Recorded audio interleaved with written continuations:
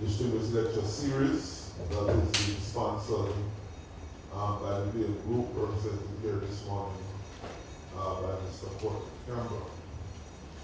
It's customary when we meet like this to remind ourselves of our context and the background for our meeting. As we all know, we have just come out of our 75th anniversary celebration. And this year, the University of the West Indies, 76 years. We're in our 76th year, and we started from very modest beginning and have come now to be a world-class university, highly rated #1 in the Caribbean in the top 3% in the world. Along that journey, many things would have changed. The funding model would have changed.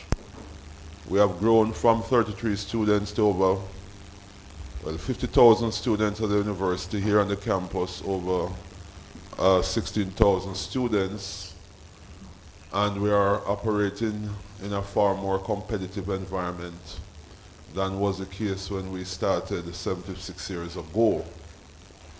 So it is now appropriate that we redefined our position within this tertiary landscape that has become extremely crowded and say who we are and what services we're going to provide to society. There has been an ongoing debate for some time now in terms of a new funding model. Clearly the one we started with has not worked. Governments across the Caribbean, frankly, have not been able to provide the kind of resources that were provided in the past because of fiscal challenges and less than spectacular growth in our economies in the Caribbean. So we have to look at a funding model. I know for the last 4 or 5 years since the Patterson report, there have been many calls for the university to chime in the debate in terms of what that funding model should be. We have had no less than 4 editorials from the Gleaner, for instance, calling upon us so to do. So here we are today doing just that. So we are very happy to welcome today at the head table here, to my left, Mr. Courtney Campbell from VM Group. And as I said before, this roundtable is being conducted under the distinguished lecture series that VM has so graciously funded. To my right is our campus principal, Professor Denzel Williams. And to the extreme right, a man who I just learned this morning is the real professor,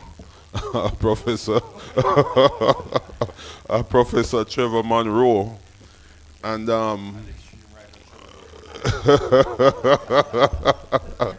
well, let's see. Right is being redefined now too. We have here a distinguished panel that will lead the discussions after the keynote. And on that panel, we will have moderating that panel, Mr. Paget de Freitas, the invisible hand behind most of those editorials that I spoke about, I suspect. Dr. Damon King from Capri, right here on campus. Capri has done tremendous work in these kind of things, funding of tertiary education. We also have Dr. Peter Phillips, Member of Parliament and former President of the PMP, who himself perhaps ignited this debate a couple of weeks ago on the occasion of the renaming of our administrative building in honor of Sir Kenneth Hall. We have Professor Terence Forrester, Chief Scientist and Managing Director of SIDICO. Dr. Andre Gordon, as we speak, my friend is walking through the door. Speak of the devil, angel appear.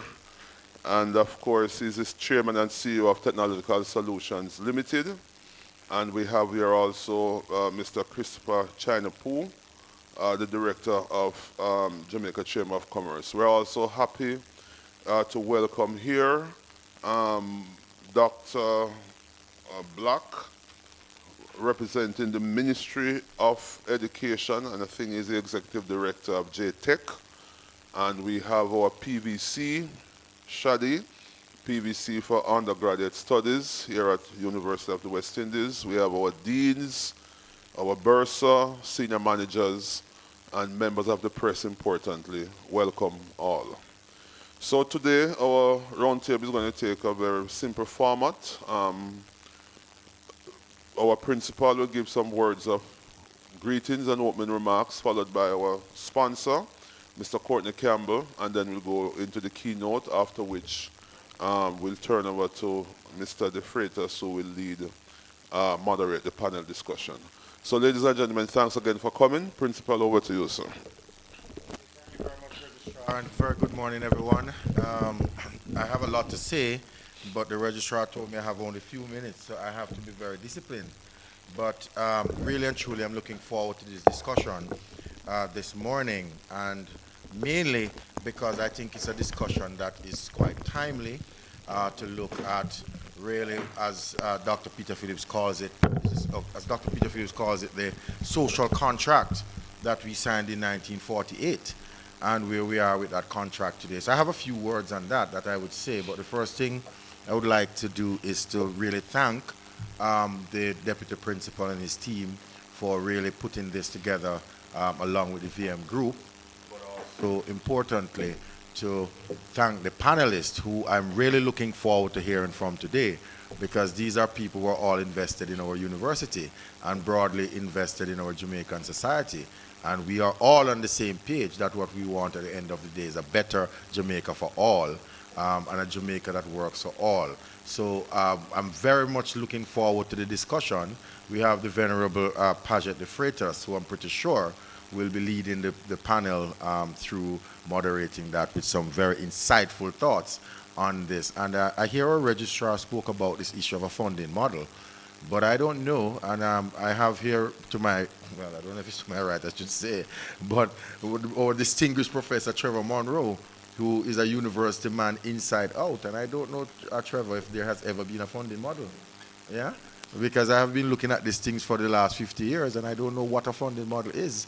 So the idea that we should come with a funding model, I don't know what really are we calling for, but what we do know is that we get some funding, yeah? But getting some funding is different from a funding model. So we really need to have these really serious soul-searching discussions. But the truth is that, you know, our university is a funny place because we are the only place in the world. When I was growing up, I was told that the sun rises in the east and sets in the west. Right, Dr. Gordon? I think that's what I learned as a young boy. But we have a university that says Orient Occidental looks, a light rising from the west. It's completely controversial, yeah? And that's what really is good about our university, yeah? So we really must be insecure in our intellectualism, and that's what our university calls for.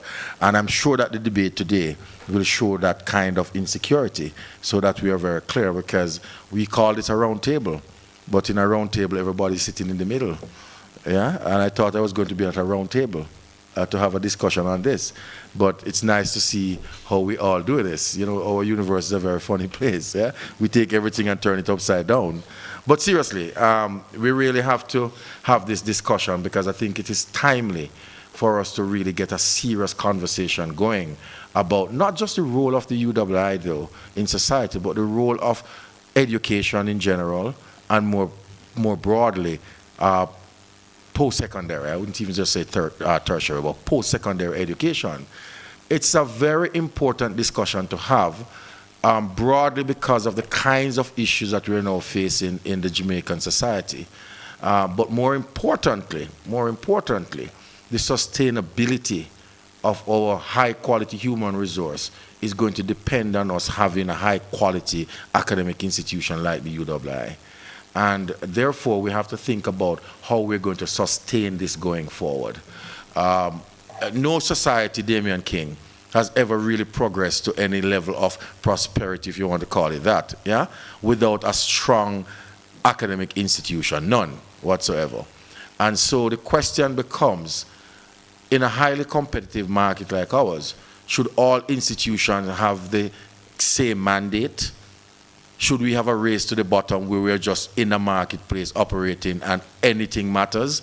Or should we have institutions at different levels that are dealing with different issues within the society? These are big questions that we have to ask and answer ourselves. In the case of our UWI, we're very clear that where we started in 1948, that so-called social contract, Dr. Phillips, has to really be looked at within the broader context of where we are today. 1948, we were the only game in town.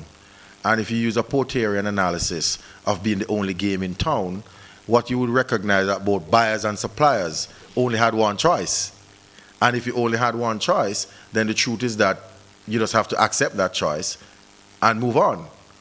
But fast forward 76 years on, that same Porterian analysis tells you that you have 30 odd choices today. So the buyers can choose and the suppliers can choose. So if the buyers and the suppliers are choosing, the question becomes, how do you position yourself in the marketplace so that you can become attractive to the buyers and the suppliers? That's really the question that you have to ask yourself. And in my own view, is that our UWI, given its skills and capabilities and the resources and the history and legacy, has to position itself as a differentiator in the marketplace. So we're not going to be all things to all people. We just can't be. In a competitive marketplace, you're not going to be able to do all things to all people and win, especially given the kind of bureaucratic structure you have. So the question that you have to ask yourself, if we are a differentiator, along what line are we differentiating ourselves? And that differentiation now helps us to better understand what our role will be. So the first thing you have to think through is strategically how you position yourself in a competitive market. If you don't know your positioning, then you don't know what you're going to do. So firstly, we need to position. And I am arguing that given our skills, capabilities, our history and legacy, and where we're coming from and the resources that we have, the best position for us is a differentiator. Having accepted that positioning, the question therefore becomes, how do you execute on that differentiation strategy? And how we execute on it, we have to understand our role in the broader context of our developmental agenda as a publicly funded university. And to better understand that developmental agenda, we have to now look at our role in what we call the triple helix. Because you can't be a university, as I just indicated before, and a lot of people think that what we should do is become all things to all people, and as they say, we become judge, jury, and execution at the same time. So we must do the research, we must commercialize the research, we must solve policy issues with the research, and we must do all the things. But how many professors have the skills and capabilities to go in a lab, sit down in their study, come up with the greatest invention, and then have the same skill out there to go out and popularize that invention, commercialize it, make money, sell it to the marketplace, and so on and so forth? A professor will tell you that's never my role, and that's why I decided to go into the lab. My role is not to sell what I produce. So you now must think through it and said, if the society is going to benefit from this, the society needs to structure itself in a way that you have the knowledge producers, you have the consumers of knowledge, you have the people who facilitate knowledge production. And that's what the helix is all about. The helix says, as a society, if we really want balanced development, we have various actors in society. And what are the role of those various actors?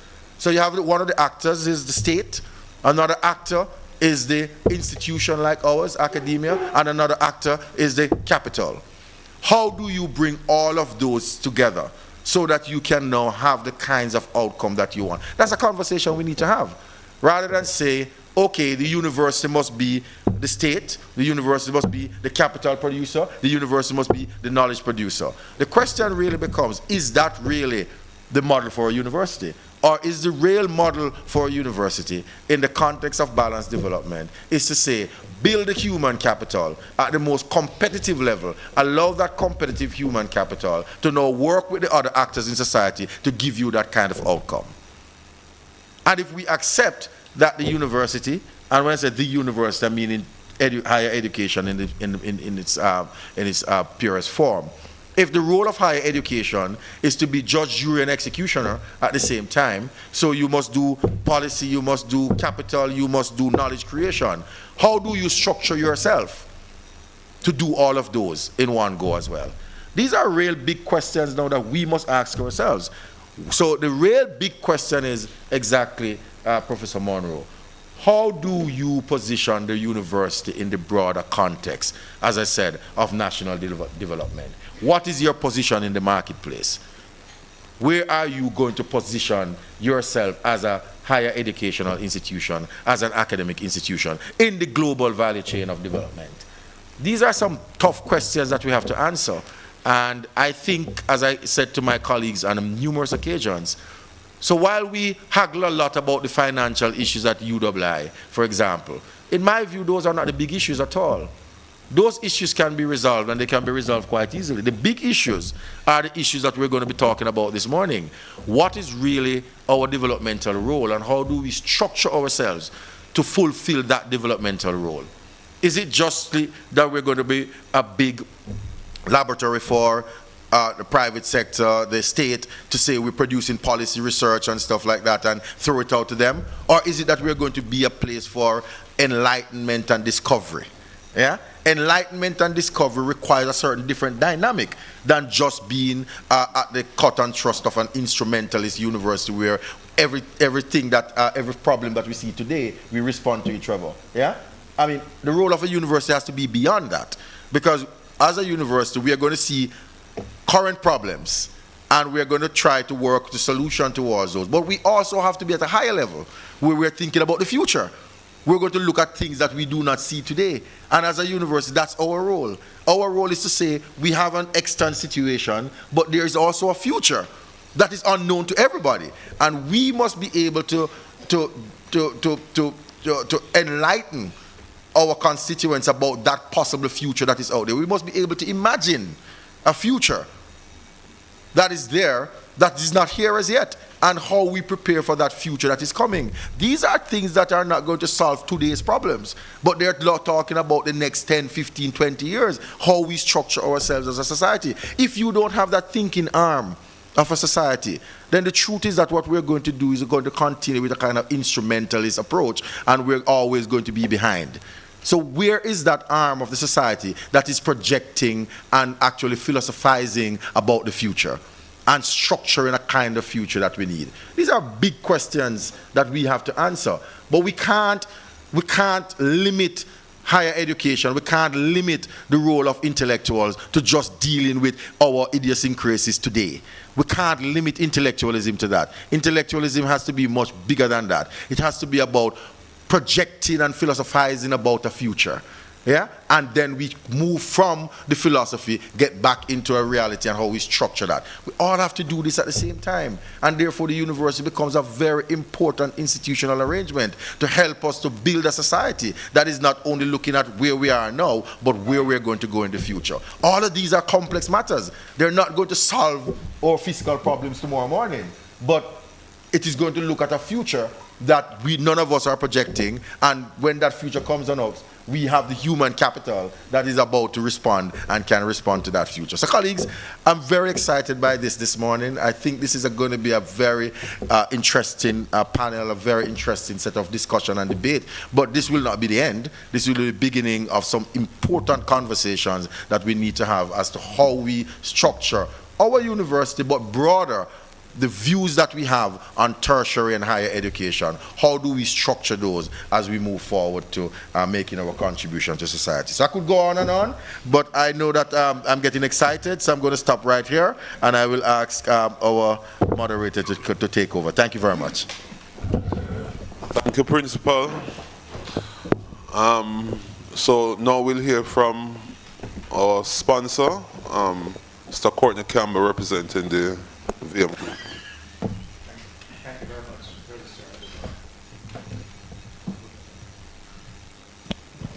Thank you very much, Registrar. Dr. Stanbury, and want to just greet Professor Williams, Principal of the Mona campus, and the keynote speaker, Professor Trevor Monroe. Would like to also acknowledge the panelists. Looking forward to your presentation. I must say that with that opening bowling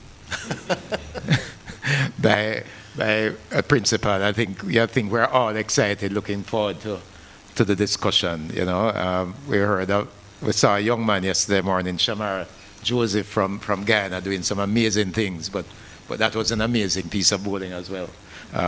Professor Williams. I want to say that congratulations to the UWI Mona team for arranging this discussion on another highly relevant topic in the VM Group UWI Mona Distinguished Lecture Series. We at VM take this very seriously. We think it's a privilege to be able to partner with you in this. In fact, this morning we have, apart from me, 4 of our senior leaders here.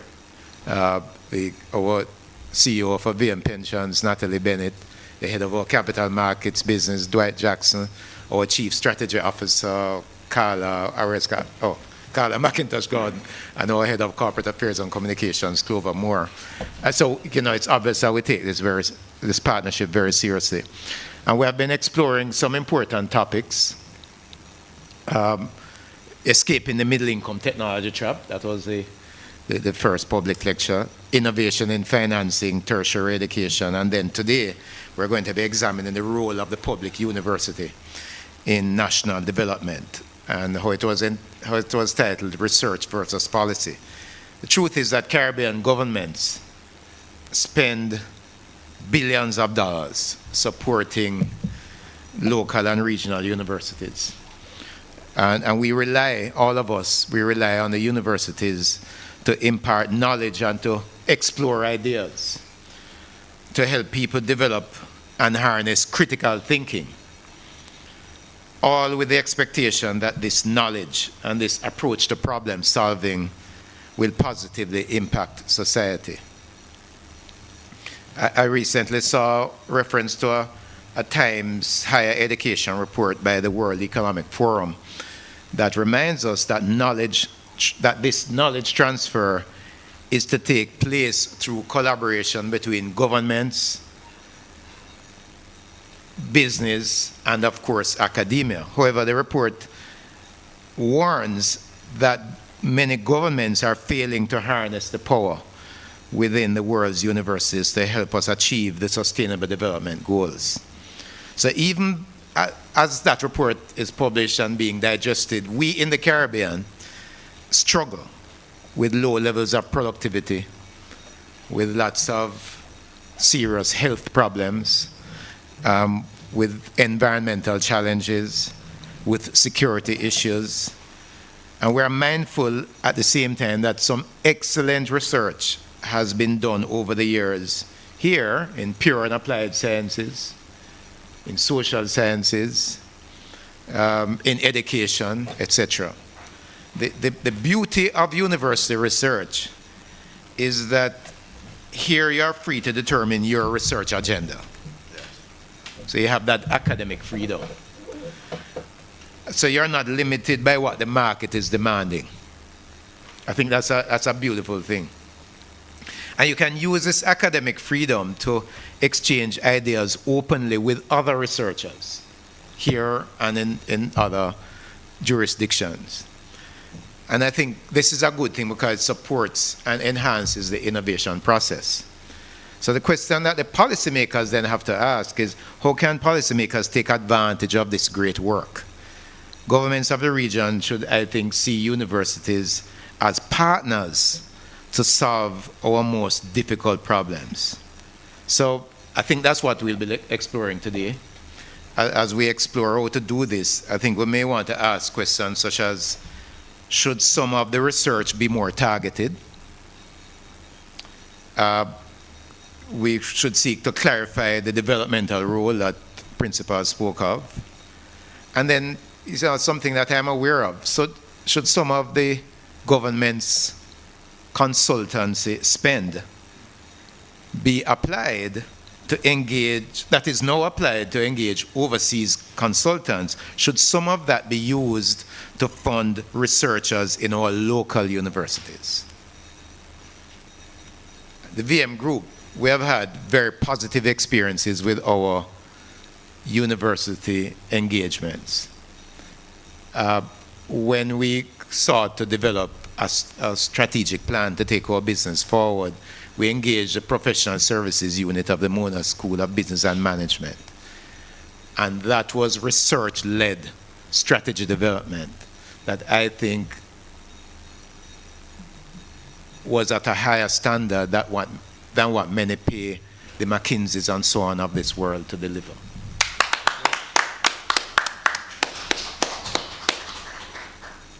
We also used that same team, well, a different team from the Mona School of Business and Management, to provide leadership training for our team members. And I think that largely accounts for the progress that we have seen in our business in recent years. And of course, Dr. King is here, so I have to mention, I'm pleased to mention, that we have been a huge supporter of Capri and the excellent work that Capri has been doing over the years, and we will continue that commitment. So I would want to close by just encouraging us to collaborate and to help our Caribbean people realize their full potential. Thank you very much. Thank you very much, Mr. Campbell. And I'm happy that it has come out so early, that we're adding value. And you know, sometime in these debates, my thing is very simple, you know, take any government department, any private sector organization, and look on the management there at every level and tell me where those graduates are from. And then we will see the value of this great university. The principal has already thanked Prof. Reed, our deputy principal, but I have to say Prof. Reed is a cruel man. Prof. Reed gave me 4 pages of biography, an abbreviated biography of the speaker, and expect me to deliver it in 2 minutes. Ladies and gentlemen, we are honored to have Professor Trevor Monroe here this morning as our keynote speaker. I hope I'll do justice in my 1 minute to take from this 4-page document. Just say he's from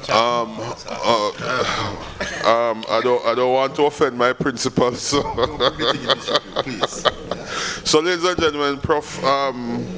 Trevor Monroe, Professor Emeritus, a Rhodes Scholar, a lecturer, a professor, an author of significant repute in governance and politics, a trade unionist, a politician, a leader of the now defunct WPJ, a senator, independent senator in the government, and in more recent times, an anti-corruption advocate and for transparency in governance, etc., being associated with CAFE, and in more recent times, the National Integrity Action.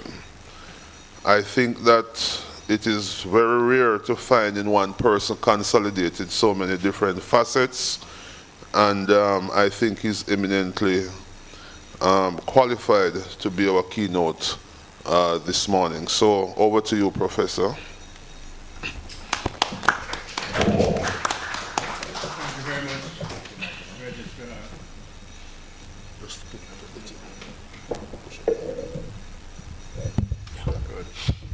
Thank you very much, Registrar Donovan, for those kind words. Our campus principal and Pro-Vice Chancellor Denzel. Push it forward. No, push it.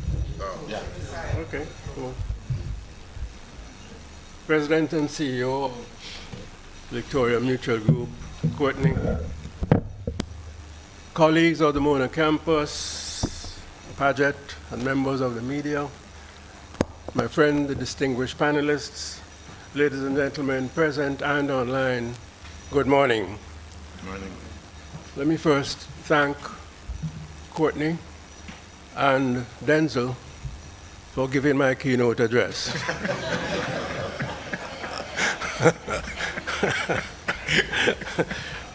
As I appreciate the invitation extended to me to share with you this morning on this very, very important issue.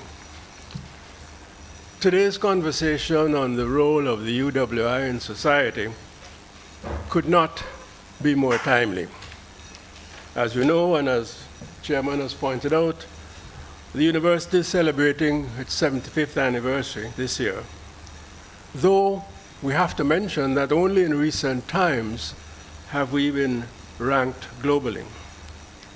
As we celebrate this anniversary, our Caribbean society, and more particularly Jamaica, in relation to which my remarks shall be focused, is undergoing the most complex challenges relating to climate change, citizen security, interpersonal and especially gender-based violence, educational underperformance, inadequate health and wellness provisions, unacceptably high levels of income inequality and inequity generally, among other challenges. Overall, the severity of these challenges, in a sense, are indicators and consequences of our slow progress in fulfilling Jamaica's National Development Plan, Vision 30, perhaps one of the most consultative documents in our recent political and governance history. At this point, we need to note that it is true that a little over 1/3 of target indicators of Vision 2030 have been met or succeeded. Of 75 indicators, a little over 1/3. And that is after 2/3 of the period has passed in which this plan is to be implemented. At the same time, regrettably, 33% have shown no improvement or worsened over the 2007 baseline year, including failures on important indicators. I mentioned two: the rule of law and the control of corruption. In this context, the levels of alienation amongst our people from our democratic arrangements and the distrust of governance institutions are among the highest in Latin America and the Caribbean region, and this at a time when global dissatisfaction with democracy is at its greatest level since the 1990s. This is therefore clearly a moment, particularly from Jamaica's national perspective, to reflect on UWI's role as a public university, that is, a university largely funded by governments of the region, and in the case of the Mona campus, by the government of Jamaica and by the taxes paid by the majority of our people living in largely unsatisfactory conditions. As an aside, I'd like to join the chairman in acknowledging thanks to Dr. Peter Phillips, Professor Stephen Bassiani, and Dr. Orwell Taylor, who over the last few weeks, since the December 20 opening of the Ken Hall building, have stimulated conversation on this important issue. Let us perhaps begin with basics. In formal technical terms, the role of this university is set out in its foundation constitution, namely the Charter. The Charter of 1948, amended subsequently on many occasions, Article 2 of that charter states the objects of the university, and amongst the first of these, and here I quote, is to provide a place or places of education, learning, and research required and expected of a university of the highest standard, and to secure the advancement of knowledge and the diffusion and extension of arts, science, and learning throughout the Caribbean territories, end of quotes. This original objective is reflected, reinforced, and perhaps modernized in the current 2017-2027 strategic plan of the university, which states, quotes, to advance learning, create knowledge, and foster innovation for the positive transformation of the Caribbean and the entire world, end of quotes. In this regard, we need to pause and acknowledge and commend the important achievement of UWI, its academic, administrative, and non-academic staff. And that achievement is to attain within the last few years of being assessed the highest marks and highest ranks among universities globally and, of course, in the region. From making our initial debut among the top 5% of universities worldwide in 2018, by 2022, we rose to the top 1.5%. When I reflect on this, I have to ask myself, how many of our people, our taxpayers who support this institution, know that we're not only top 1.5% in sprints, in athletics, in entertainment, in music, but also in tertiary education? And if they don't know, is this not something they ought to be aware of? Yeah. This, in effect, this achievement, achieved a key objective of phase one of the 2017-2022 strategic plan, namely, and here I quote, to advance the global reputation of the university in order to assist in the revitalization of Caribbean development, end of quotes. This achievement must be preserved, it must be cherished, at the same time as the university enters phase two of the strategic plan, dubbed the revenue revolution. Allow me, however, to remind you of a second, more specific objective set out in the UWI Charter. Quotes, to make provision for research and advisory services. I want you to underline advisory services. And with these objects in view, to enter into such arrangements with institutions or with public bodies as may be thought desirable, end of quotes. This imperative of 1948 is reflected in the current phase two of the Strategic Development Plan. In this document, a number of objectives, key performance indicators, and targets are set.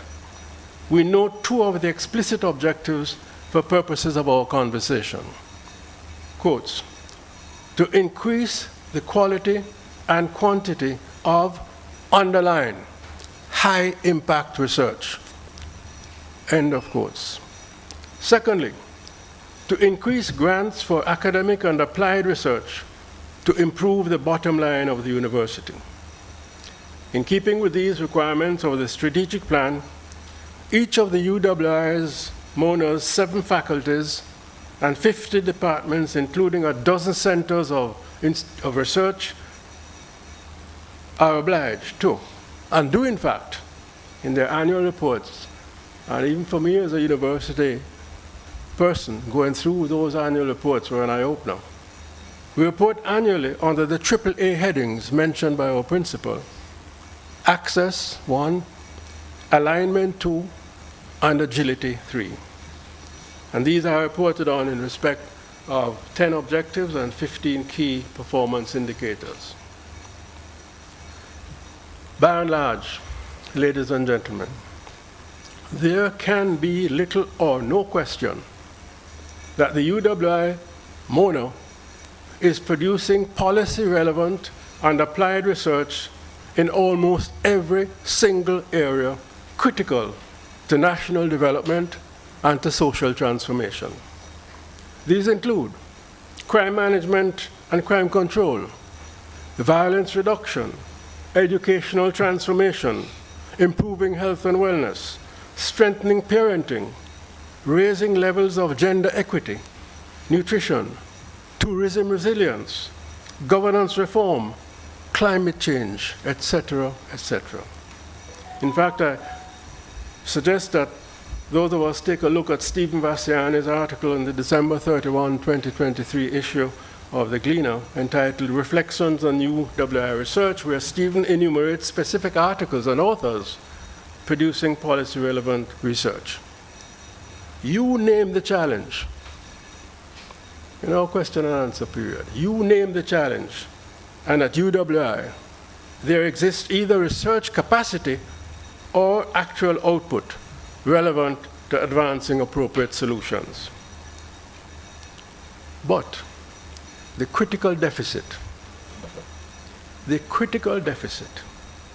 that needs urgent closing is not so much output, but impact.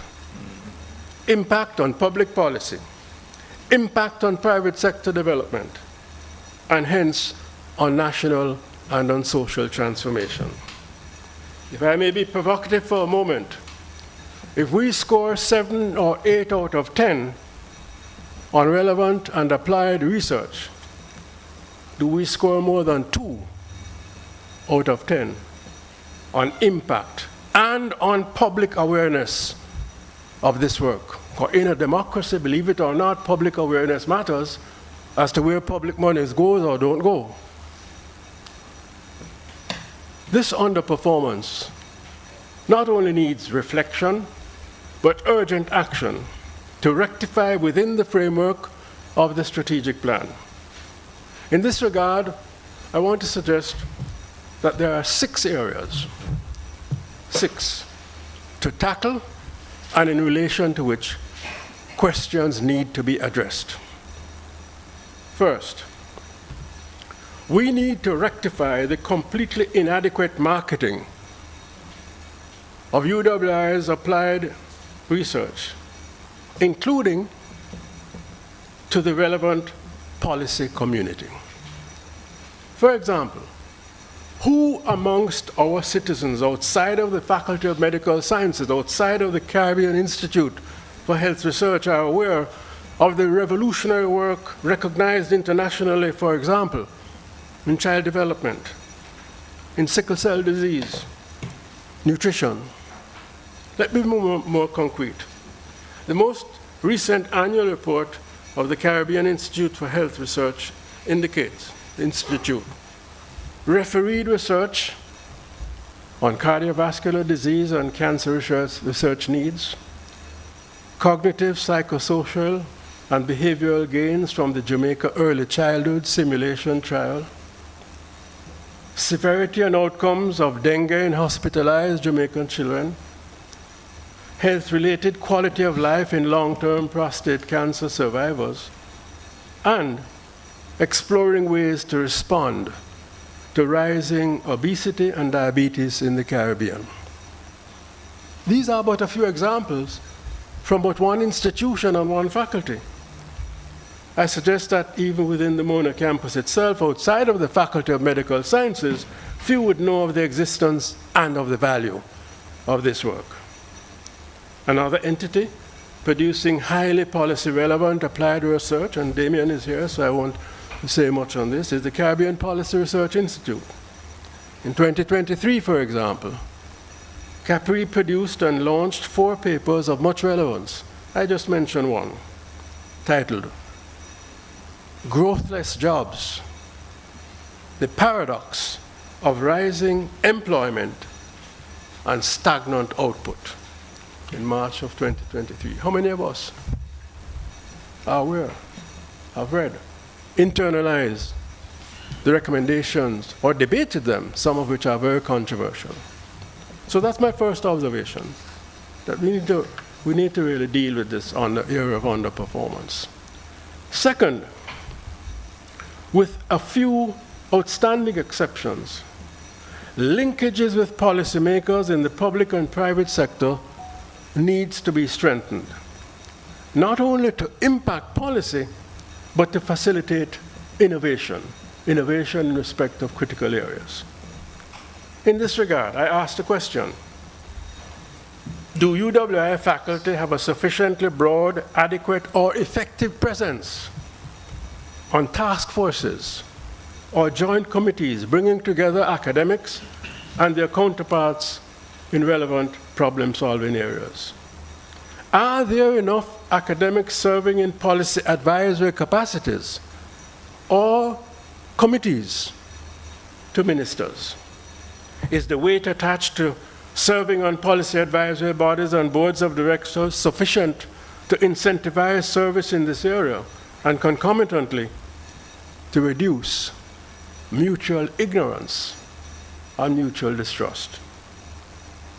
There are, of course, significant exceptions, instances of connectedness where there are close and important linkages with policymakers. For example, looking at the recent reports online in the area of health and wellness, it is a UWI academic who chaired the National Committee on Non-Communicable Diseases, reportedly with weekly core group meetings with the political and administrative leadership in the Ministry of Health and Wellness. It is another UWI academic who chairs the National Health Research Committee of the Ministry of Health and Wellness, and yet another who co-chairs the Sickle Cell Technical Working Group.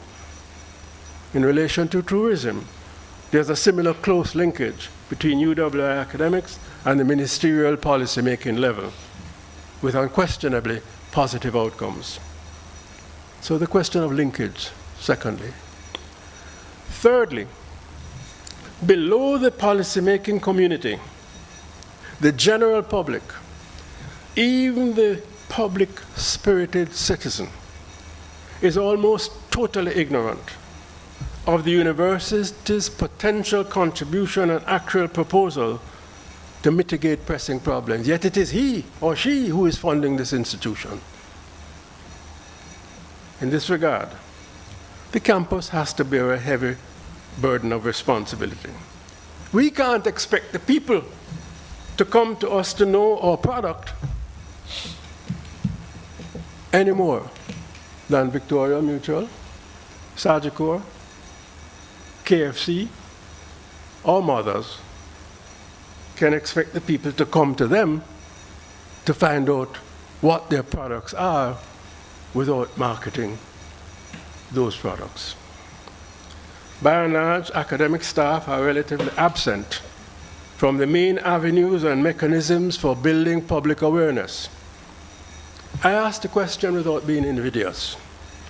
How many of the 1,300 full and part-time academic staff currently on the Mona campus and the approximately 400 PhDs are, as we speak, contributing to regular newspaper columns, and I'm glad Paget is here as the editor of our main newspaper. How many are hosting or frequently participating in radio or television programs dealing with public issues, or have an active and sustained presence on social media and in citizen organizations? It seems to me that the numbers are woefully few. My impression, subject to correction, is that the assessment and promotion system within the university awards little or no points to academics engaged in this endeavor, engaged in the public in systematic or periodic awareness building regarding our institution's potential and actual contribution to building a Jamaica of the kind that we all wish to live in. I suggest that the time has come to rectify this deficiency. Could not one corrective measure be to award appropriate points in assessment and promotions criteria for research-informed contributions to citizens' fora and to media of all types, to community and civic conversations which reach the people? As the saying goes, charity begins at home. Could not the UWI marketing and communication infrastructure, for example, UWI television, News Talk 93, could they not play a more deliberate and purposive role in disseminating to the man in the street, ignore him at your peril, the significant ongoing work in dealing with his everyday issues? Fourthly, there seems to be an insufficiently aggressive identification and pursuit, and I believe Courtney mentioned this, of income generating as well as policy of impactful arrangements with public bodies. In 2022-2023, for example, it may interest you to know that the government of Jamaica, through ministries, departments, and agencies, awarded 37 billion, not M, 37 billion Jamaican dollars in contracts for the provision of services, not talking about goods. In value, a little over 10% of the 26,000 contracts procured during that year. A significant component of these awards for service were consultancies. Consultancies advertised for tender from qualified persons, registered in the government's procurement system for the provision of consultancy services in this very month. Go online, January 24th. There are ads currently running inviting consultants to submit applications to provide services for a number of public bodies, including the PIOJ, the Trade Board, Jamaica Social Investment Fund, the Development Bank of Jamaica, etc. I asked a question, and maybe somebody here knows, how many academics are registered with the government procurement system? Is the Mona campus itself registered, and if so, what priority is placed on tendering for service contracts related to ongoing research work? And it occurs to me as I make this observation, as we speak, international development partners come within this purview as well. The Foreign, Commonwealth and Development Office of the United Kingdom recently tendered for applicants to provide a strategy for the Integrity Commission of Jamaica. A United Kingdom firm got that. And having gotten it, they then come to us. They then come to us to provide the nuts and bolts.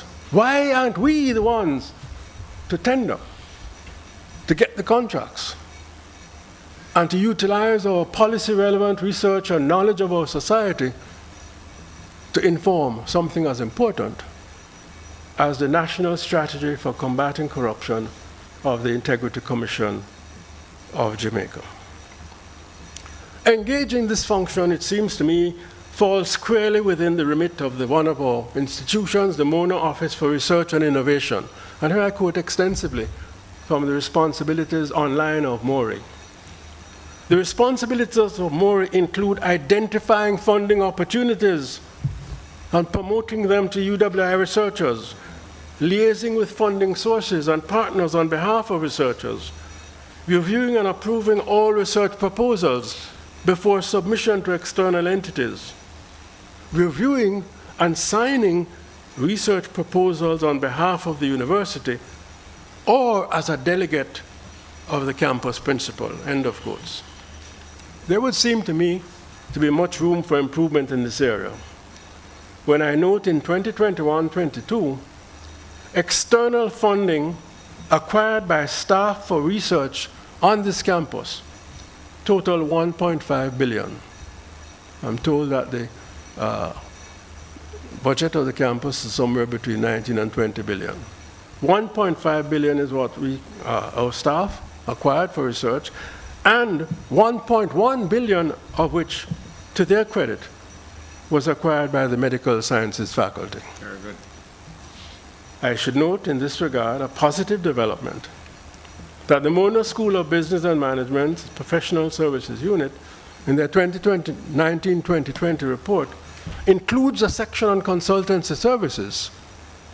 Should not all units and departments include such a section?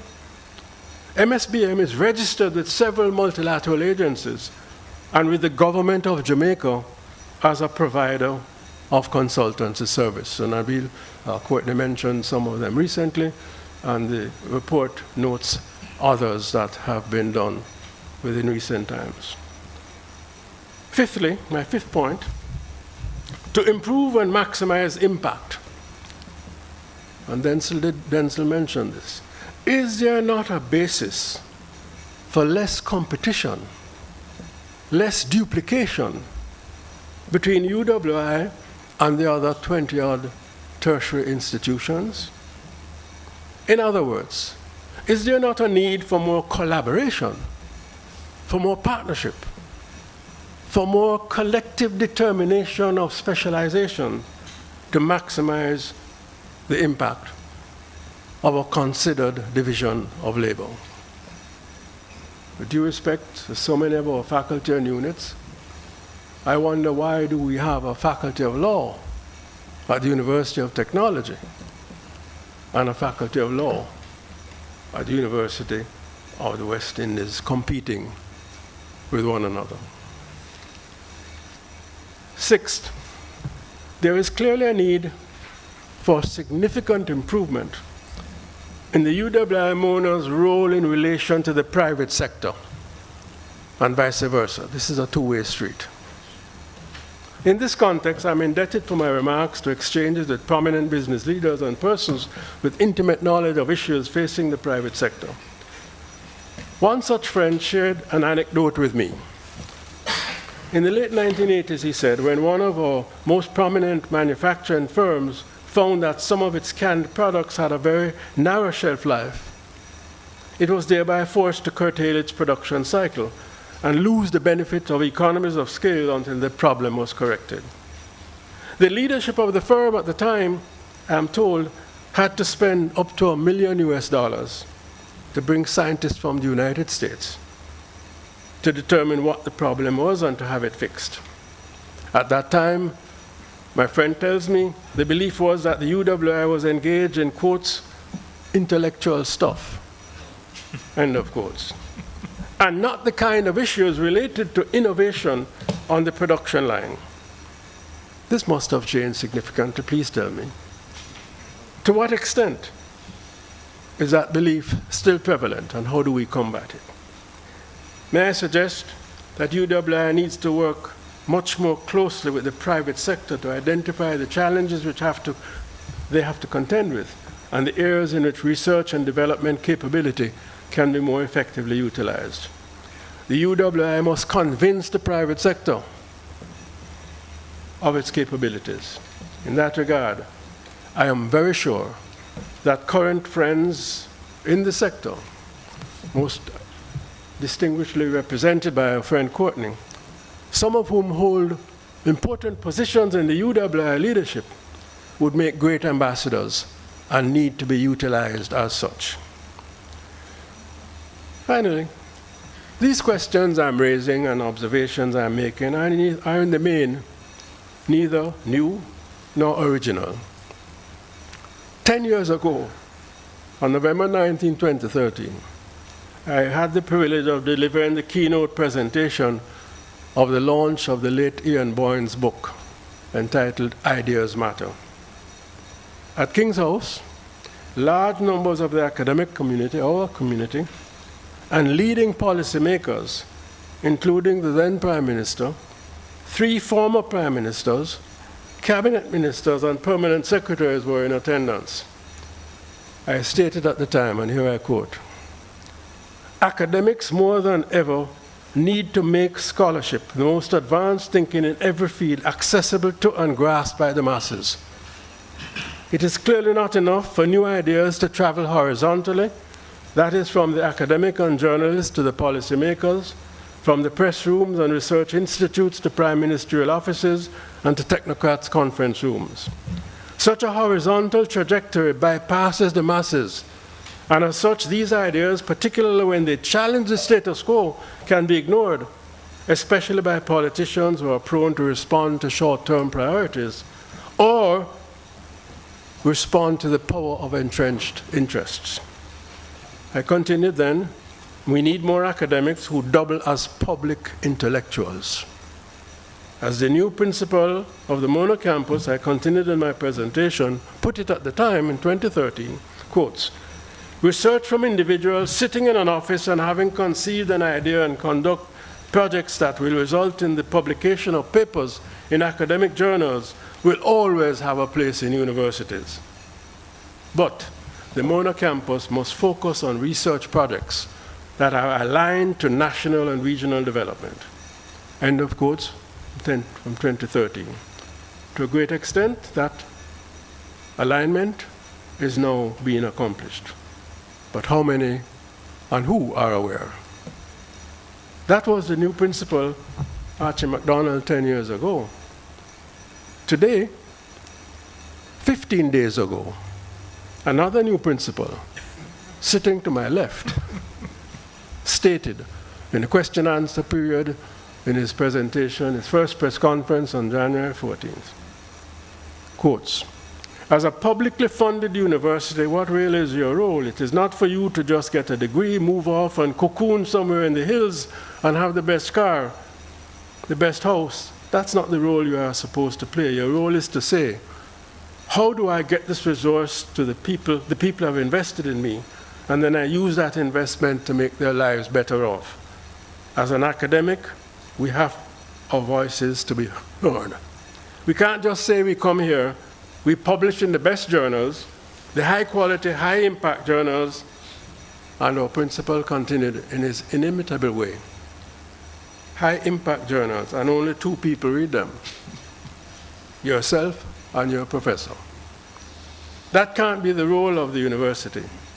We want an academy where our people are on the front line being activists for social change, for good, because the investment the people have made in us now says that we must repay that investment, end of quotes. Repaying that investment is now more urgent than ever in the context of current issues. The urgency arises from the need to demonstrate UWI's value to the society and to constantly explain the returns to the people that they are getting from their investment in the institution. This would demonstrate to our people the importance of the Jamaican government living up to its commitment to fund the university. This is not a promise, this is a commitment. In a context where official proposals from many quarters, including from the Patterson Commission, are now being actively considered to realign the Jamaican budget away from tertiary education towards the primary and basic level. This matter becomes even more urgent since, as we speak, our academics, researchers, administrative and service staff are legitimately dissatisfied with their relative under-remuneration.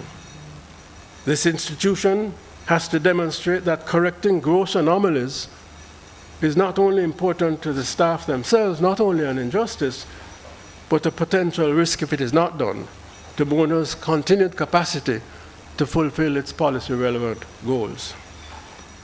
In that context, in the context of that role, not only Jamaican policy makers, but the public interest demands rectifying a situation in which the equivalent staff in Jamaica's public service now earn between 33% and 100% more than their UWI counterparts, and that the Cave Hill campus in the same institution earn between 58 and 81% more than their MONA counterparts.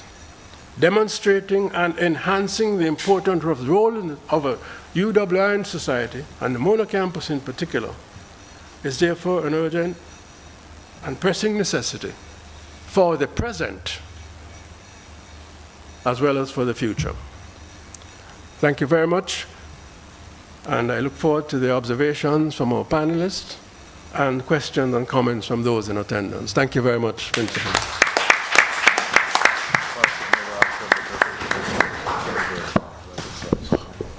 Thank you very much, Prof. And even though retired, you are still continuing in that vein. Because many were the calls for data and so on, and now I see why.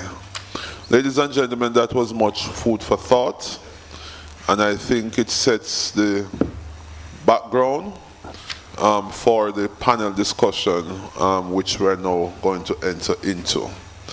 So at this time, it is my pleasure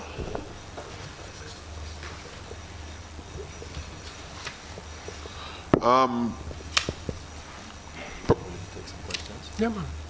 okay, all right. Before we go into the panel, we'll take about 2 or so questions, if the press is here or anybody, to Prof. Monroe, while the panel getting ready. The panel will be chaired by Mr.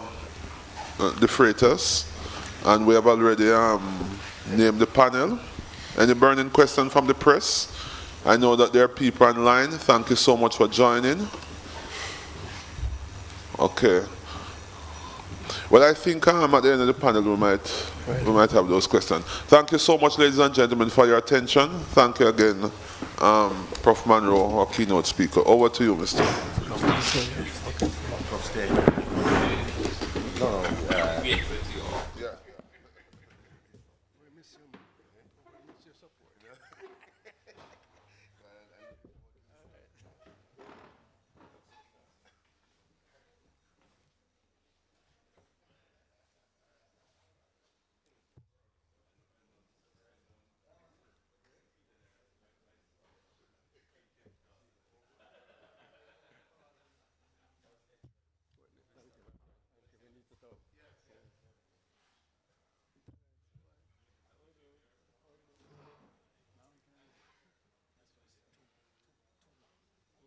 Sounds good.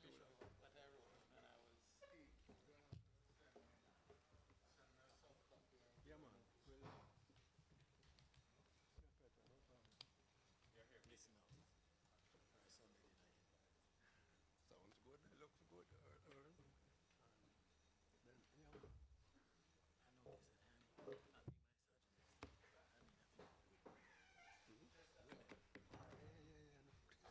I'll tell you a couple of things.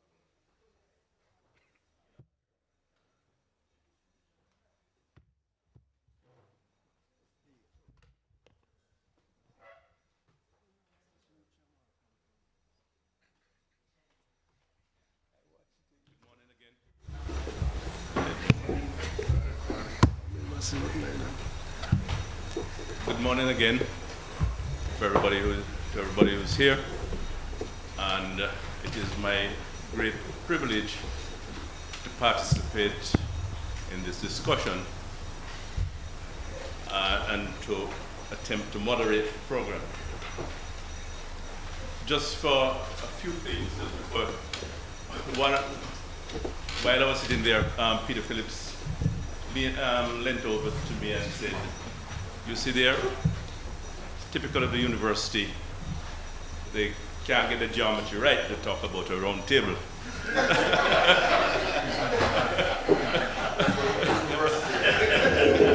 Well, what I am going to plead is that defamation. He actually made another comment. He said, Courtney knows something, and if you notice who Courtney has brought with him this morning, all of them are from the wealth management area of the institution, so either he wants to take this thing private or it's a merger and acquisition. So, Trevor doesn't normally get things wrong out of, but he had one. I am actually not the editor of the Gleaner, and he has ascribed great office to me, which I don't have. The Gleaner has something of a hybrid of the American system in terms of its structure, and I chair an editorial board, as we have now formalized an editorial board, a small thing that myself and Oliver and somebody else did, but the editorial board owns one thing in the newspaper and 700-800 words a day, and a group of us meet fortnightly and discuss large issues, and this editorial board is absolutely independent of the editorial department and of the editor, who has total control and ownership of what is reported on a day-to-day basis in the newspaper. So just a matter of clarification. I see some friends and old friends.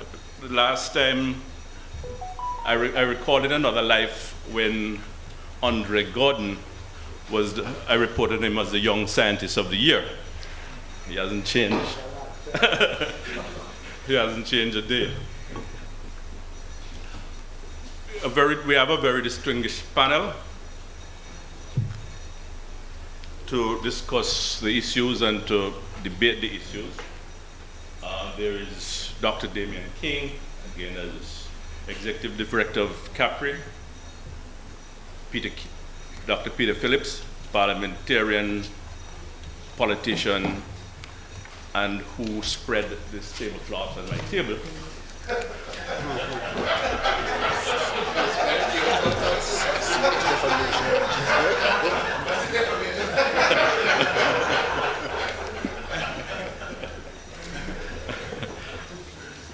There is, and they're not calling any specific order. That's because of the nature of the discussion. It's a free-flowing discussion. We have Dr. Terence Forrester, and he is head of solutions for developing countries. I have been recently talking to somebody who I have coffee with most mornings of the week, and especially on Friday mornings, and who has been telling me about the great work and the potential of this agency, which, like most things of the university, I had not heard before. There's Dr. Andre Gordon. Unfortunately, Andre Gordon wasn't around in the 1980s, so the business leader to whom Trevor referred couldn't get his help in fixing the problems of his products going off too quickly. For much less than $1 million US. And for much less than $1 million US. Mr. Andrew Chinapoo, Chris Chinapoo, that I got into myself in a little bit of an ethnic tangle this morning in greeting Mr. Chinapoo, and he tells me that it is not uncommon. Mr. Chinapoo is involved and quality management, a whole range of quality management issues. He's exceedingly knowledgeable and would understand, and understands all of these issues that we'll be grappling with this morning. And there is Dr. Damian Black, Jamaica Tertiary Education Commission. And those of anybody who has read the Patterson report on the transformation of education has a fair bit to say about that commission and what it ought to be doing and how it ought to do it. Unfortunately, I don't think that, I don't know if that report has, like too many things too, again, that as Trevor pointed out, is largely being kept, it seems, as a secret document by the people who have charge of it. I think at some point, Dr. Trevor Minot, noted educational specialist, and who has done very important work in educational transformational stuff, will join, I think, online. So if any of the panelists wants to make a opening remark, a minute or two, they can do so anyhow. You can hold your fire for the midst of the discussion until. But I wanted to ask, and if not, is there anybody wants to have a go at an opening remark, a minute or two, set the tone of what you want to say, and yes, Damien. Thank you, Patrick. In the presentation,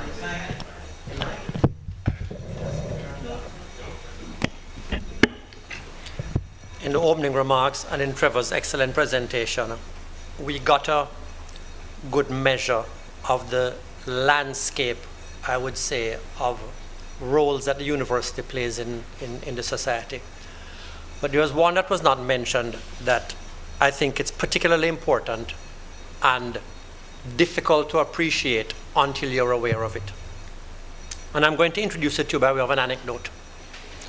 When I first came to work at the university a long time ago, and I drove into the parking lot in the Faculty of Social Sciences, I noticed that when I put my car into the parking lot, it was difficult to get the doors open sufficiently for me to get out of the car.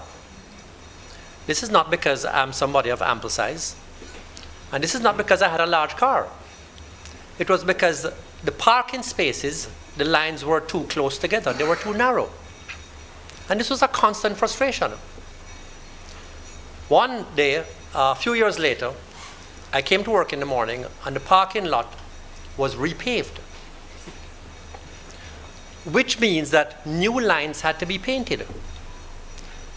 So I saw somebody coming over with, a paint can and a paintbrush, and I asked him to tell me who his boss was, so I could ask that the process be delayed.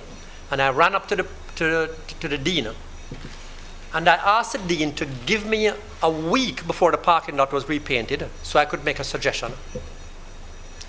I called up my brother-in-law, who's an architect, and I said, can you send me the chapter of whichever textbook covers the painting of parking lots? He sent me the PDF, and it turns out, of course, there is a science of how to paint parking lots.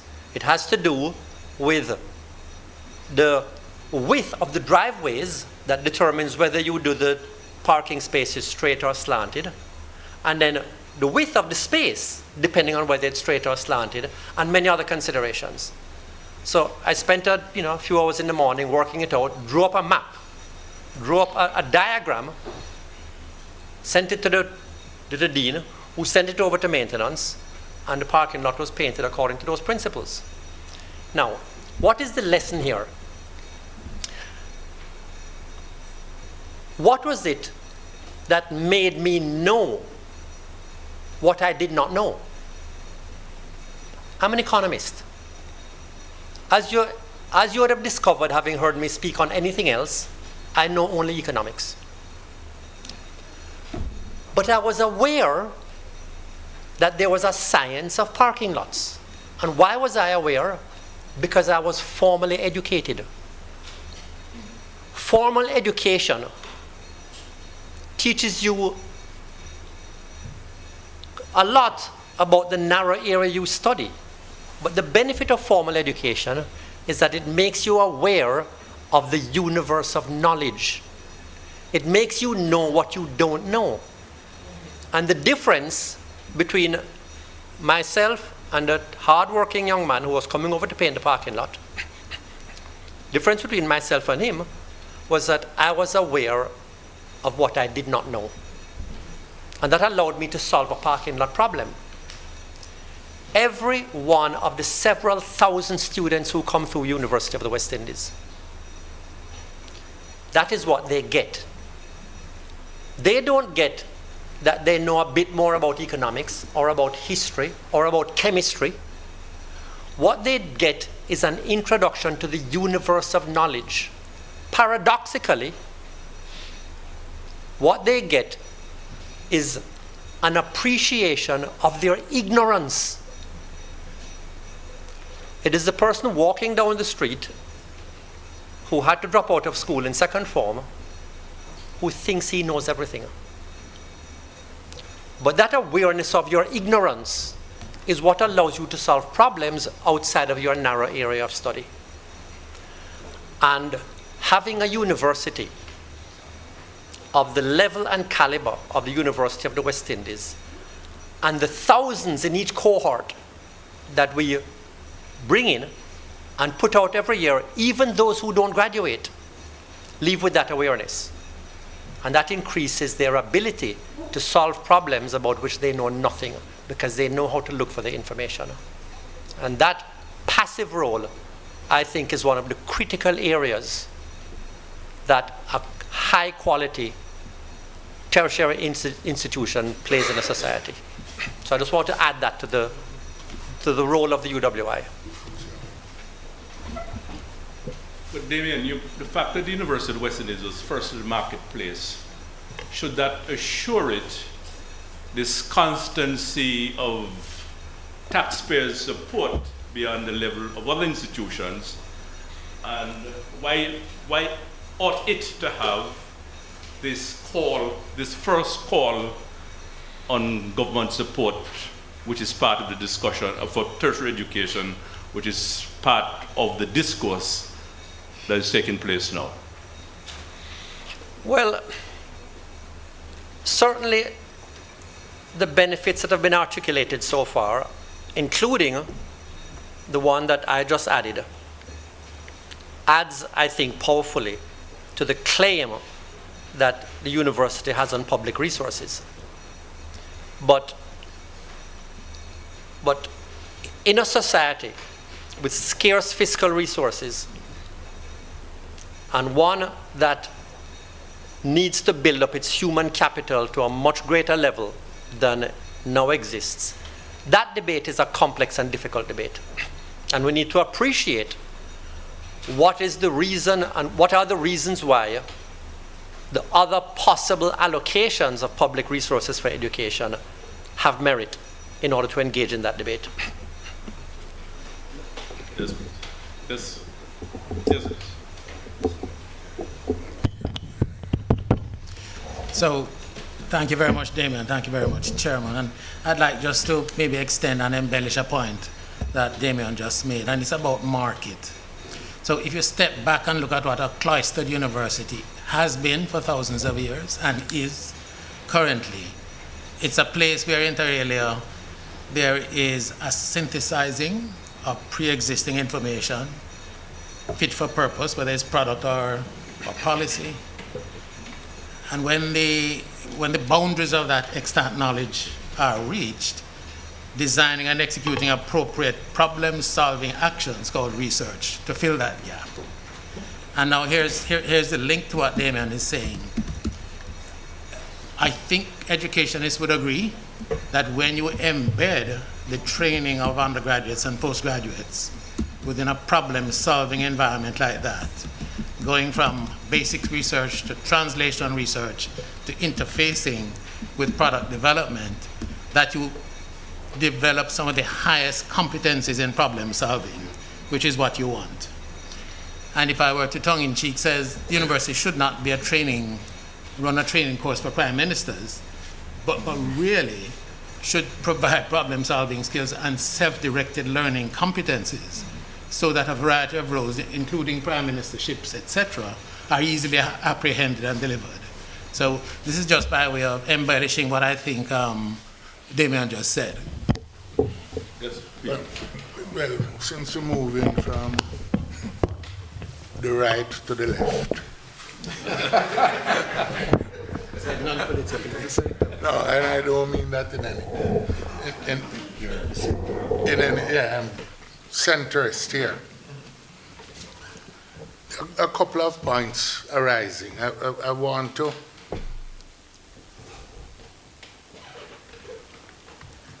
commend Trevor for what I thought was a very helpful and balanced treatment of the subject matter. I'd make two observations. First of all, coming from the point of view of what you called Denzel, the differentiation of the UWI. One is obviously the capacity for research focus and for innovative, and I distinguish research from innovation. Innovation is in a sense, the result of research confronting the actual problems to be solved of society, of life, of business, etc. And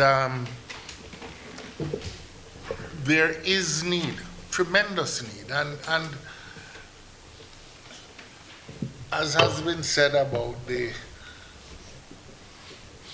cost of carrying the institution, and I tried to make it in an earlier phase of life to many of the people from this institution, and I think I can claim as much as anyone here, probably more than many, to be a child of this institution. Started living here when I was about 10 years old, and then subsequently worked here, lectured here, took 2 years leave, which turned out to be 34,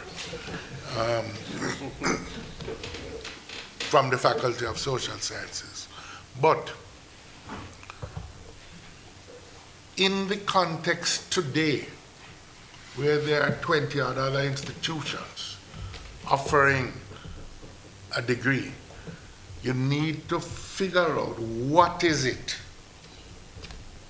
that is going to distinguish the University of the West Indies.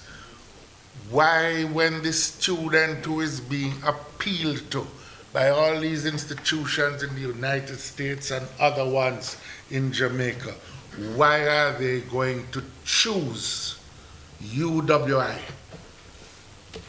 before the others?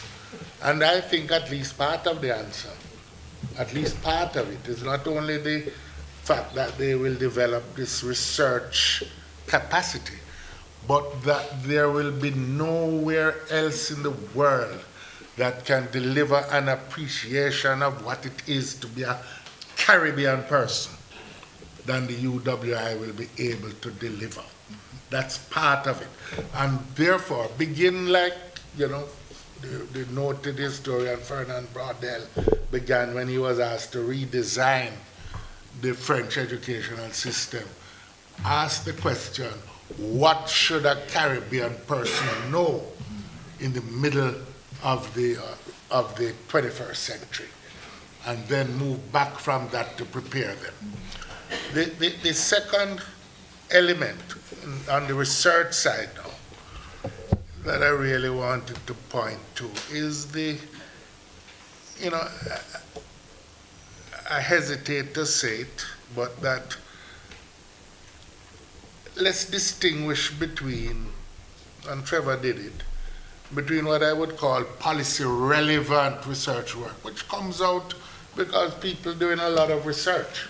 But in today's world, and you touched the point, there are thousands of dollars. I made a comment which seemed to have generated some, when Denzel and others asked me to speak at this naming function for Ken Hall's building. No one is questioning, least of all me, the quality of the academics at the university or of their research.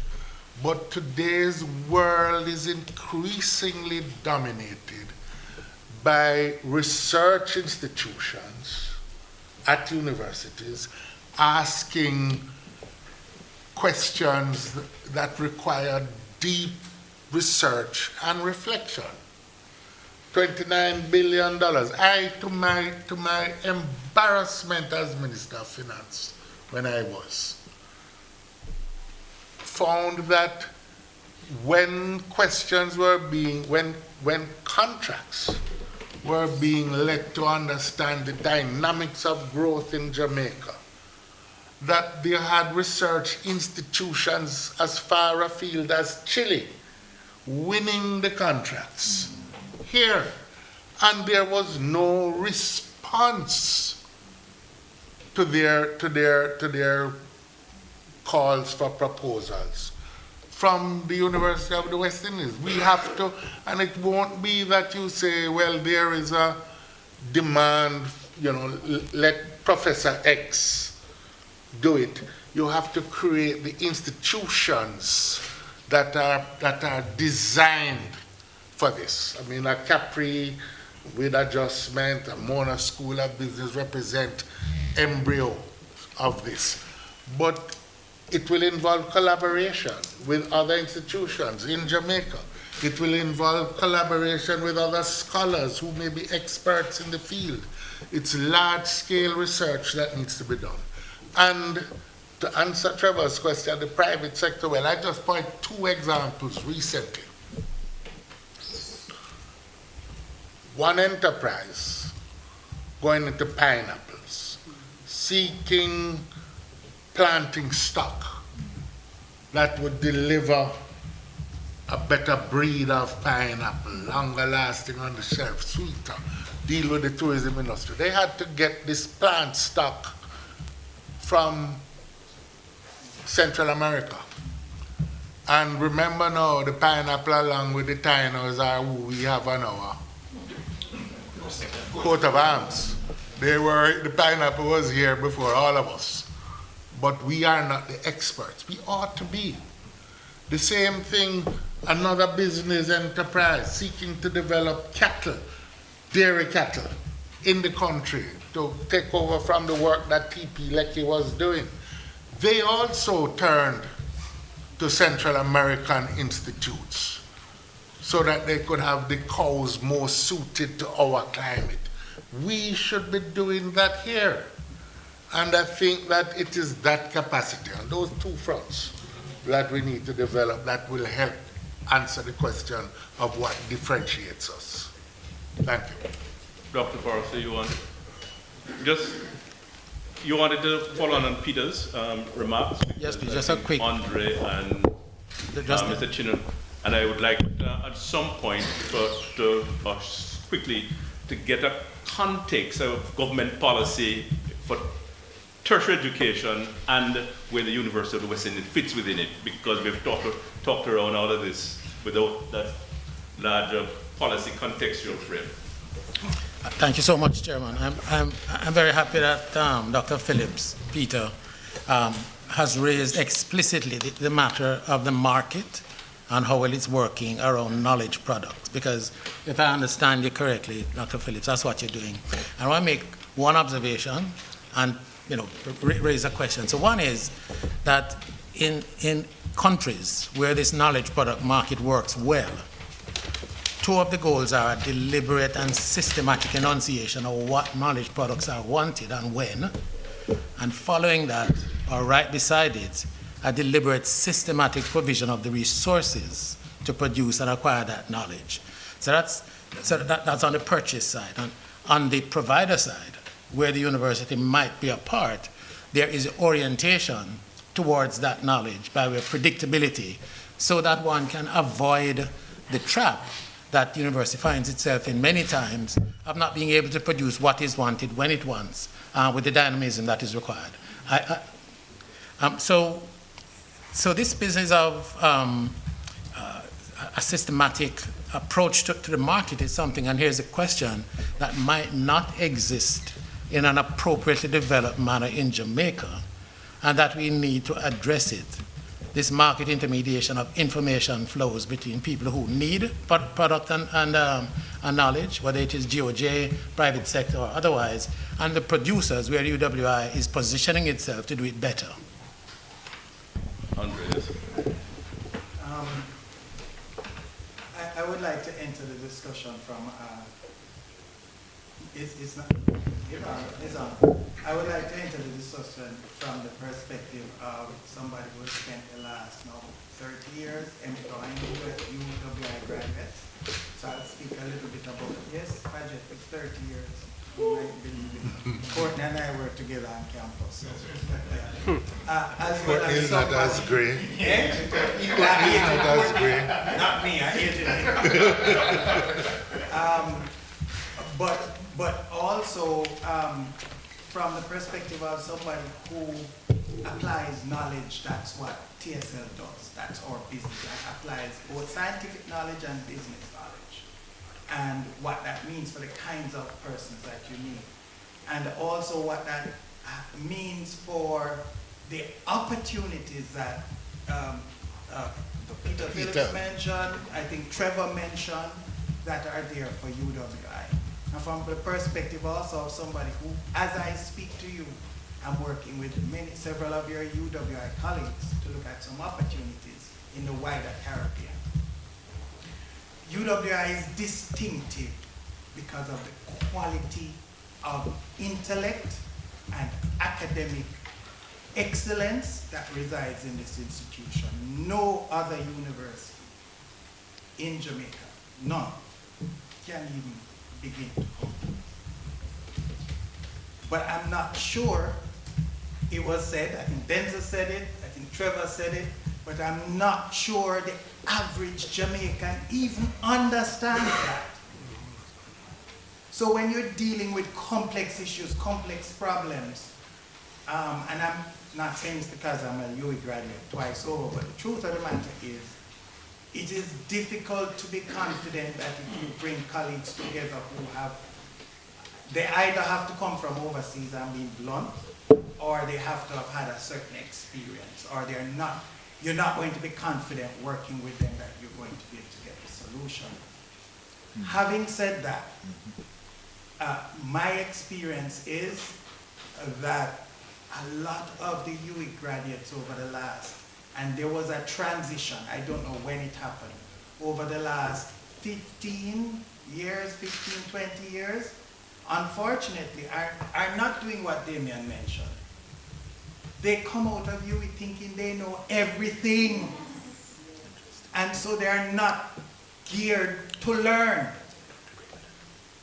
So they come into the workplace, and instead of saying, let me learn from the people who were here, the perspective is, I'm a UWI graduate. I know. So why should I listen to you? Particularly if the person is not degreed. And the reality is, as you will all see, there are lots of people who are not degreed or not degreed at their levels. They don't have a master's, they don't have a PhD or whatever, who have run the world and continue so to do, because the world doesn't care what degree you have. They care what you can do. What can you deliver?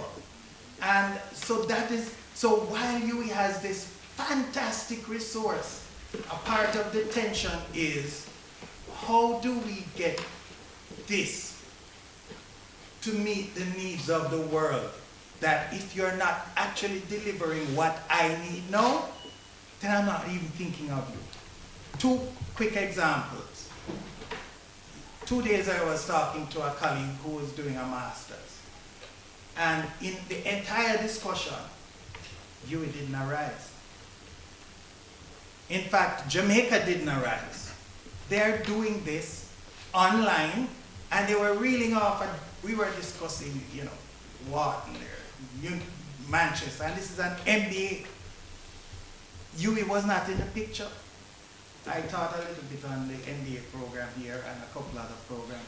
So we need to understand that the people who are looking for education, looking for skills, they don't even have to look at anybody here. That's the reality of the world that we are in. And they're willing to pay US dollars to some entity overseas to get this. And pounds, yeah, Manchester, pounds. So that is the second thing. And then the third thing that I would want to put into the debate is, as somebody coming from this institution who applies knowledge on a daily basis, it's the elephant, at least from my perspective, in the room, for my colleagues from the scientific community. UWI still has this legacy of intellectualism, so that if you get your hands dirty, if you apply the work that you do, whether in economics, sociology, or science or otherwise, you're thought of as not being as smart as the rest of us that just research and publish. Even though there are many colleagues who publish extensively, as I have, even though I'm an applied scientist. That perspective often makes it difficult for colleagues at UWI and otherwise to collaborate with other persons, whether domestically or otherwise, to access the billions that are available to the university. So there's something that needs to be done within the ethos of UWI to have people understand that most universities have research, they have teaching, and they have extension, including 100% extension positions where this person doesn't do any teaching, they don't do any research, all they do is deliver to industry, to governments, and otherwise. So I just want I want to come back in a little bit to your discussion that these people who live in ivory towers and don't want to get their hands dirty. I think Mr. Chinopu. Yeah, so good morning, everybody. And I just wanted to thank the VM Group, the Principal's Office, and everyone else for inviting the Jamaica Chamber of Commerce to contribute to this discussion. We really do appreciate the insights that have been shared by Professor Monroe and panelists before. Where I wanted to actually join the conversation was this conversation about context. And the fact that the context of the university is changing. The role might necessarily be changing, but the context is changing. And because the context is changing, we now have to rethink how we deliver on that role of the university. And I wanted to also chime in with regards to the question regarding financing and so on, and the consideration of the differentiator and the value proposition. You see, as we think about the value proposition, we have to think about this value proposition in the context of what are the new expectations of the university? What are the new needs? Who is the university serving? Quite often, universities and departments, we tend to, because of the intellectualism, we start serving ourselves. We start serving our institution, we start serving the brand of the institution. And we need to now recognize that we are serving a society. The society has different needs. We talked, Dr. Monroe enunciated a lot about the needs, and we now have to recognize that, wait now, some of these needs are no longer solved within specializations. Within individual, everything now is transdisciplinary. Everything now is multidisciplinary. Everything now requires collaboration. So that collaboration actually needs to start within the university. It also needs to start with collaborating with the private sector, with the public sector. So we need to have more public-private academic partnerships. And we need to also recognize that some of this collaboration is not even with human beings anymore. We're collaborating with human and information technology systems, IoT devices, AI devices, all that. So that now is also adding another dynamic. One of the challenges that we always have in the university is that we continue to understand the context is changing, so we continue to add things into our programs, but we rarely take out anything. So sometimes that also leads to overburden within the university, and I think that we need to also have that conversation as part of the debate. The last thing I wanted to say as part of this early conversation is that the decision-making criteria, when we think about value proposition, the decision-making criteria for the person who is funding the university is different from what the university actually thinks, right? So the criteria for decision is actually different. So for me to actually get involved in funding a program, it's going to come back down to the applied. It's going to come back down to the action. It's going to come back down to the innovation. So does the university, is there a space or a role for the university to become innovation labs, where the university actually helps to be an incubator? That may also help with the financing of the university. How does the university then fulfill roles in terms of the consultancies and so on? Also, it may not be that the university even has to do that in and of itself. The university can also partner with the private sector to bring that capacity, bring that capability, bring that competence to the private sector, to then enable the private sector to expand the market, to also penetrate the market, and to also grow their market. And one of the things we have not capitalized on is recognizing that the entire Caribbean is really our space. and we really have to work within that entire space, because too often, even the campuses try to operate within their own, we talk about Barbados. The population is so small in Barbados. If you're just looking for the Barbados population, we're not really going to go very far. Jamaica, it's the same. So now I have been impressed with the concept of the global university, the global campus. So like other foreign universities, the university also needs to compete on that front. And maybe there's also a need for less competition and more cooperation. So that's where I wanted to actually start the conversation. Dr. Black, I know, what is the frame, what is the policy frame that you're thinking about of the university, tertiary education in Jamaica, the tertiary system in Jamaica? And as a context to that, last August, I believe, the Minister of Finance pointed out that there has to be some rebalance. In his speech to the Caribbean Teachers Association conference in Kingston, that there has to be some rebalancing of tertiary level expenditure. So I want you to respond within that frame, that from where you sit, what is the policy structures, and how all of that is likely to, how funding is likely to be impacted by that policy. Thank you. Good morning, all. I will respond. Yes. However, yes. The many things that have been said. The first thing, it is appreciated, it has to be appreciated that this conversation is ongoing globally.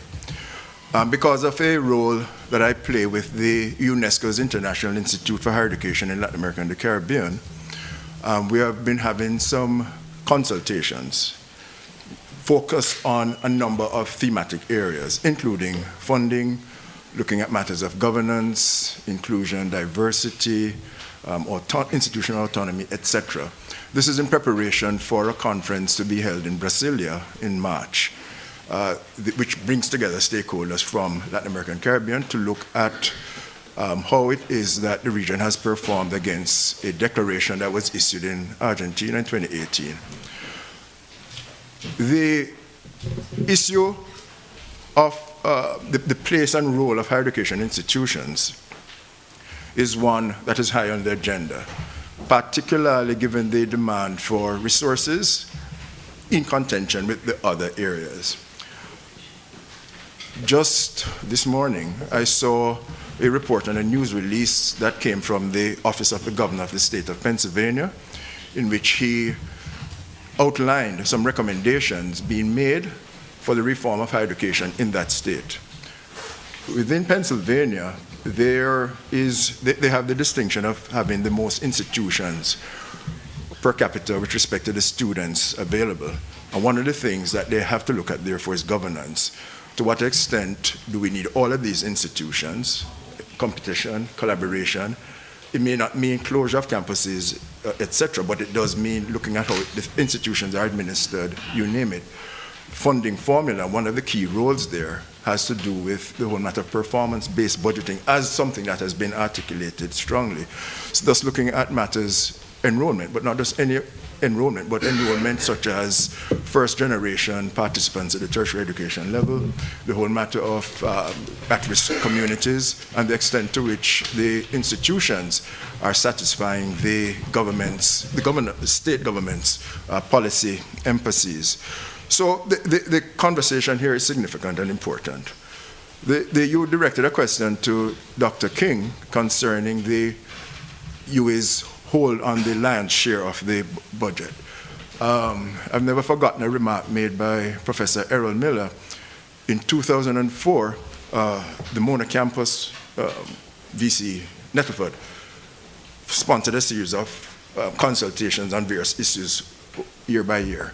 And in 2004, it was held on the matter of tertiary education. Professor Miller, at the time, just fairly loosely off the cuff, said, well, we have 60% of the students, we have 60% of the budget, all right? This sense of the dominant place in terms of the numbers of students, so therefore, we have the lion's share of the budget.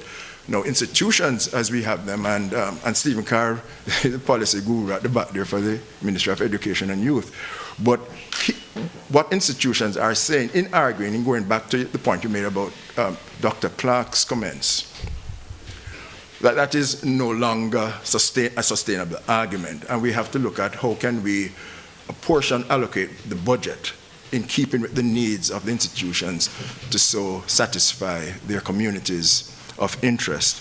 And I think that the argument for funding, and one of the things that when we had some consultations which led to the Jamaica Declaration on Higher Education in 2018, we looked at this issue of financing.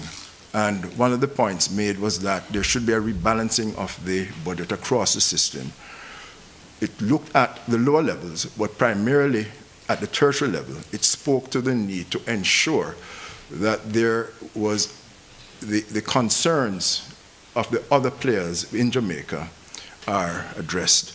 Dr. Phillips and others made reference to the 20-odd, the Jamaica Tertiary Education Commission, given its remit in looking at institutions at the tertiary level, and particularly now when we define what a tertiary level institution is, offering a program at level 3 and above, looking at the National Qualifications Framework of Jamaica. We actually have 155 entities in Jamaica. 155. Not all of them will have a call on the public purse, but the point is quite a few of them will. Quite a few of them will.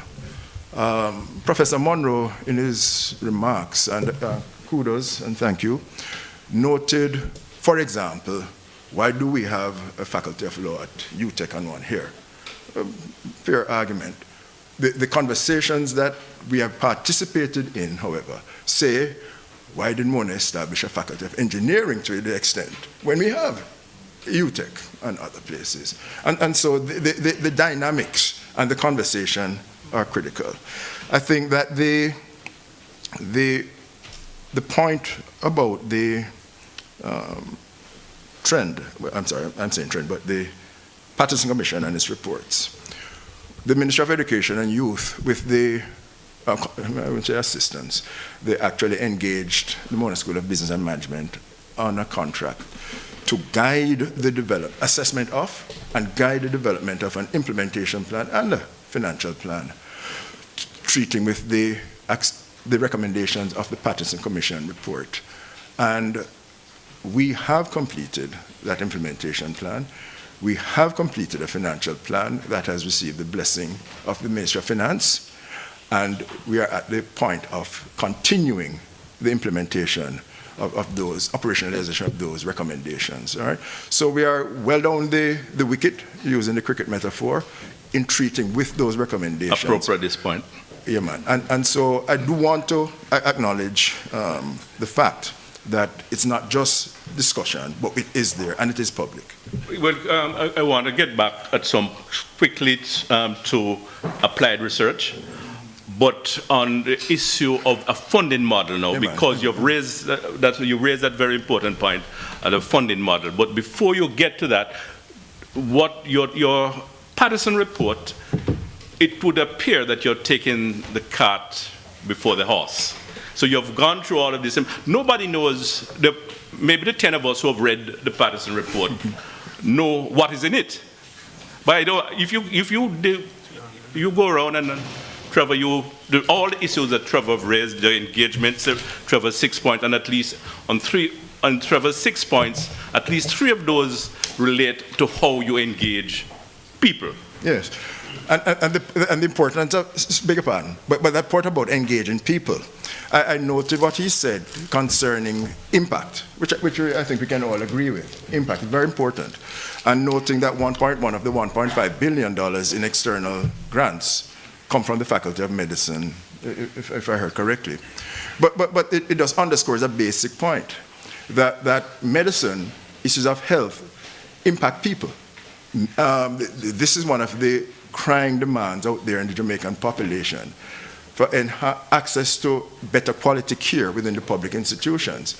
And anything that speaks to how this can be improved or improves the quality of the professionals who work in the sector will generate that type of response. The issue therefore, for the other faculties, given the challenges that we face in Jamaica, crime, violence, I mean, why isn't it, given the impact on people, that UWI and other higher education institutions in Jamaica aren't producing research initiatives because people are being impacted by that? The issue, therefore, we speak about innovation, labs, and so on. The issue has to be, how do we convert, how do we translate, which the Faculty of Medicine seems to be doing quite well, that research and thinking into programs at the level of the community?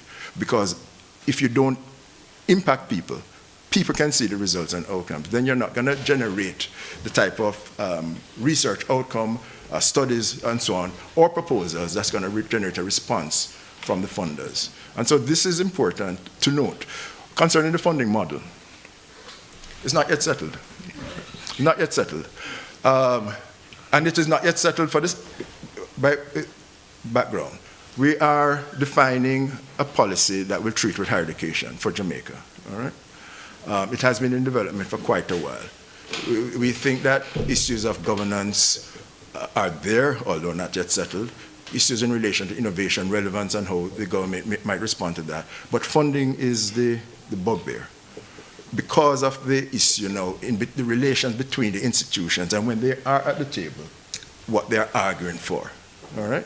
One of the things that certainly we have, Jamaica Tertiary Education Commission, put on the table is, the ministry wants to ensure that the present levels of funding don't suffer, aren't reduced as a result of the Transforming Education for National Development Trend Program, which is the PR, public education phase for the implementation of the Patterson Commission report. They want to ensure that institutions don't suffer in terms of what they're getting presently, but that we want to see to the extent to which we might be able to implement other things that might generate more resources, like performance-based funding. So, our institutions looking at matters that affect students, not just recruitment, but then where are they coming from? The quintiles of the population that reflect most areas of concern, are the students coming from there?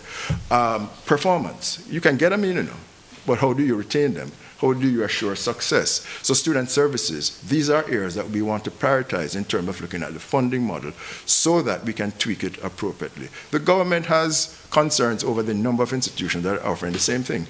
Why is that so?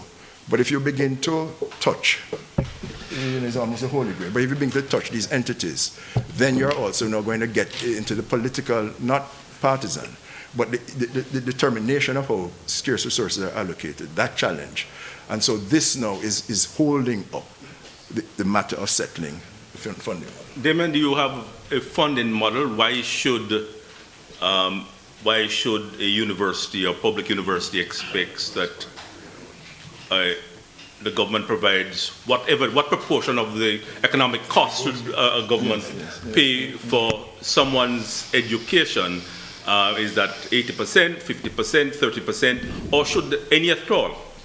Rather than create an environment in which people can access funding themselves and pay for their education.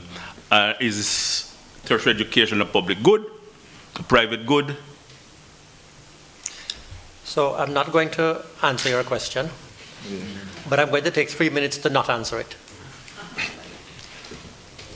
Right. That's a bit like asking me. Suicidal. Huh? You're not answering it because it's suicidal. No, I'm going to not answer it because it's important to have an appreciation of the problem. Okay.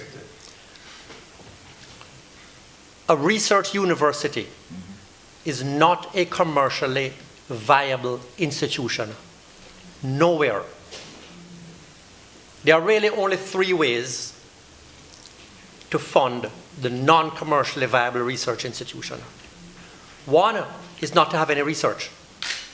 So those are, and there are a lot of them in the United States in particular, those are the institutions that call themselves universities and literally are only in the process of teaching low-level, basic programs that allow people to say they have a degree, but it's a basic level of education. So those are the for-profit universities in the US.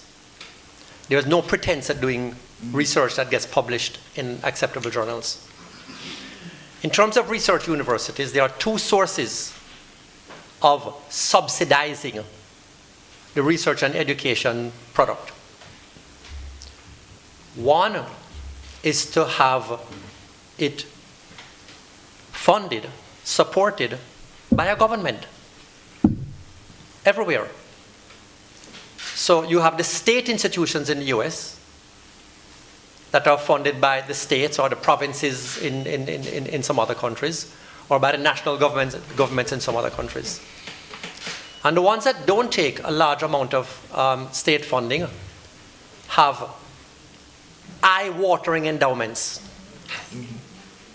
to the point where the Harvards and the Yales and the Princetons don't even need to charge tuition fees. The tuition fees are a nominal amount that they advertise, and when they go through their application process, they're not even considering the tuition the student is going to pay. They find a way to just give scholarships and funding to those students just to get them into the university. So they are funded by their endowments. UWI doesn't have that option. And the reason it doesn't have that option is because what happens with the Harvards and the Yales and the Princetons is that they operate in a competitive environment in which wealthy past students are competing with each other to enhance their own reputations by funding the universities they went to. This game is known by the institutions. So when you are going through that process of deciding who to let into their university, the number one criterion is who are future contributors to our endowment. And once you identify that person, he's going to get admitted if he has no money for tuition. UWI, by virtue of the benefit of being the only respected institution in the region, is not in a competitive environment. When I graduate from UWI, and I'm a high earner, I have no incentive to contribute to UWI's endowment to enhance UWI's reputation over which other institution. Okay? In Jamaica, for example, people contribute to their high school for that reason. That's where the competition is. Okay? If I graduate from Calabar and then UWI, I'm going to contribute to Calabar so they will win champs. And that's what I get to beat my chest about. So we are dealing with a situation where UWI does not have a good option. We can't jettison the research, the thing that gives us our distinctiveness, our differentiation, and the critical role that we alone can play, and we don't have the endowment, and will never have it on the scale of institutions that can rely on that.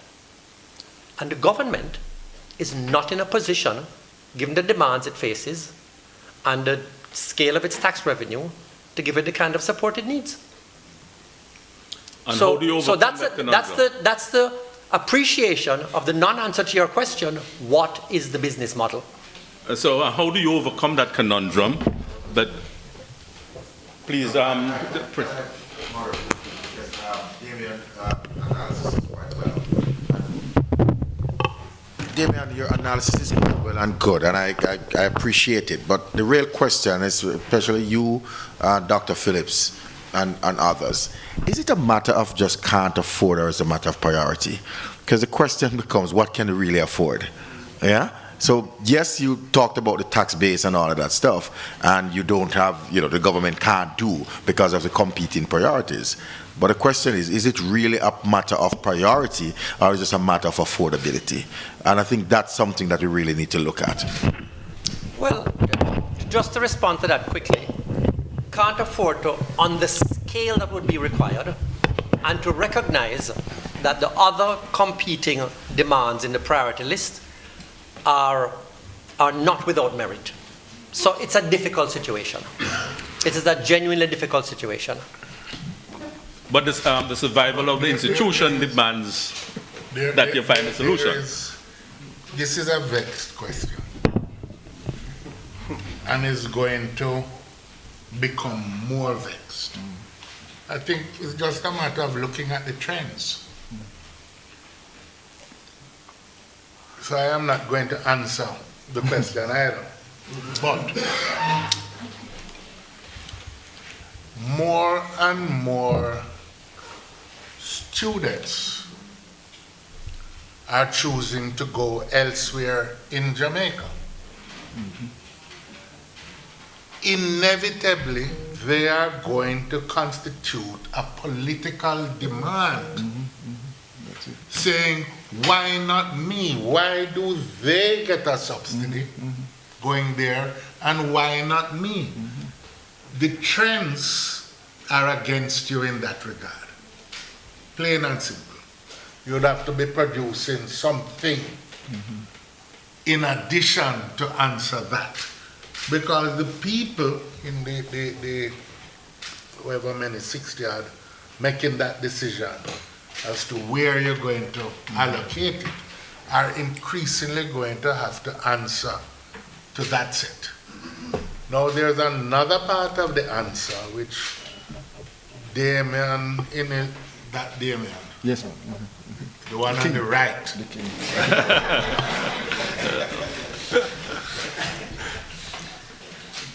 Would make in relation to any other subsidy, but is sensitive to the political ramifications of this one. Namely, an argument against generalized subsidies and targeted subsidies that says, why not give this subsidy to those who need it? That was the argument against stopping the subsidy with various things that we did with GCT and other things, saying, give the subsidy just to those who need it, otherwise you're subsidizing the person to buy cornmeal to feed their St. Andrew dogs. No. In this circumstance, just understand the economics of it. In the circumstance where whether it's 80, 50, 30 of your graduates are actually migrating, what you're having is a subsidy to the developed country. Now, all I'm saying, you're going to have to, over the long term, these things are going to affect what is available. Yeah. And what is available, even if you got everything you asked for, the question you have to ask, is that going to be sufficient to deliver a genuinely first rate, not just what you want, but a competitively first rate institution? No, it just means at this point, what I would say, the thinking needs to get underway as to how we can identify some of the alternative sources that will funnel revenues into it. And one way, quite frankly, just by way of anecdote, because I did doctoral studies at a university that did a lot of research paid for by big corporations. And lots of students doing graduate studies benefited from those resources flowing into the university. Lots of faculty got their salaries augmented by being on those research projects and meeting some of the expenses. We're already told that lots of the foundations, look at it this way, doing for the private sector, researching some new product, software that is going to be patented and has a patent running 100 years. Your share of that research project then constitutes a flow, a revenue stream that is going to last for 100 years for that patent.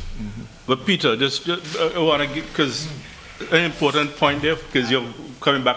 But where does that leave right now, in the short term, an institution at a cursory read of the principal's report that has payment arrears and debt of about $8 billion, Jamaican dollars?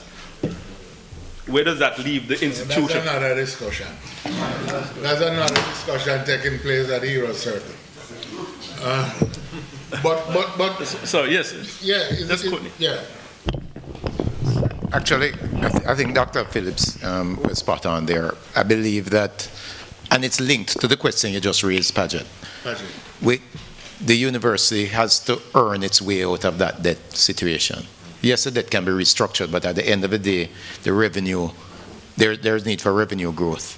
So I think putting everything together, what I think I would challenge the university to do is to put a structure in place to commercialize the research, some of the research, meaning that a unit that's well staffed, not the people who are doing the research, the people, you need an intellectual property attorney, you need people who are skilled in marketing, people who are driving a business, so then go out and make connections with the business community and with government to say, we have something there that is of great commercial interest, that could be of great commercial interest to you, and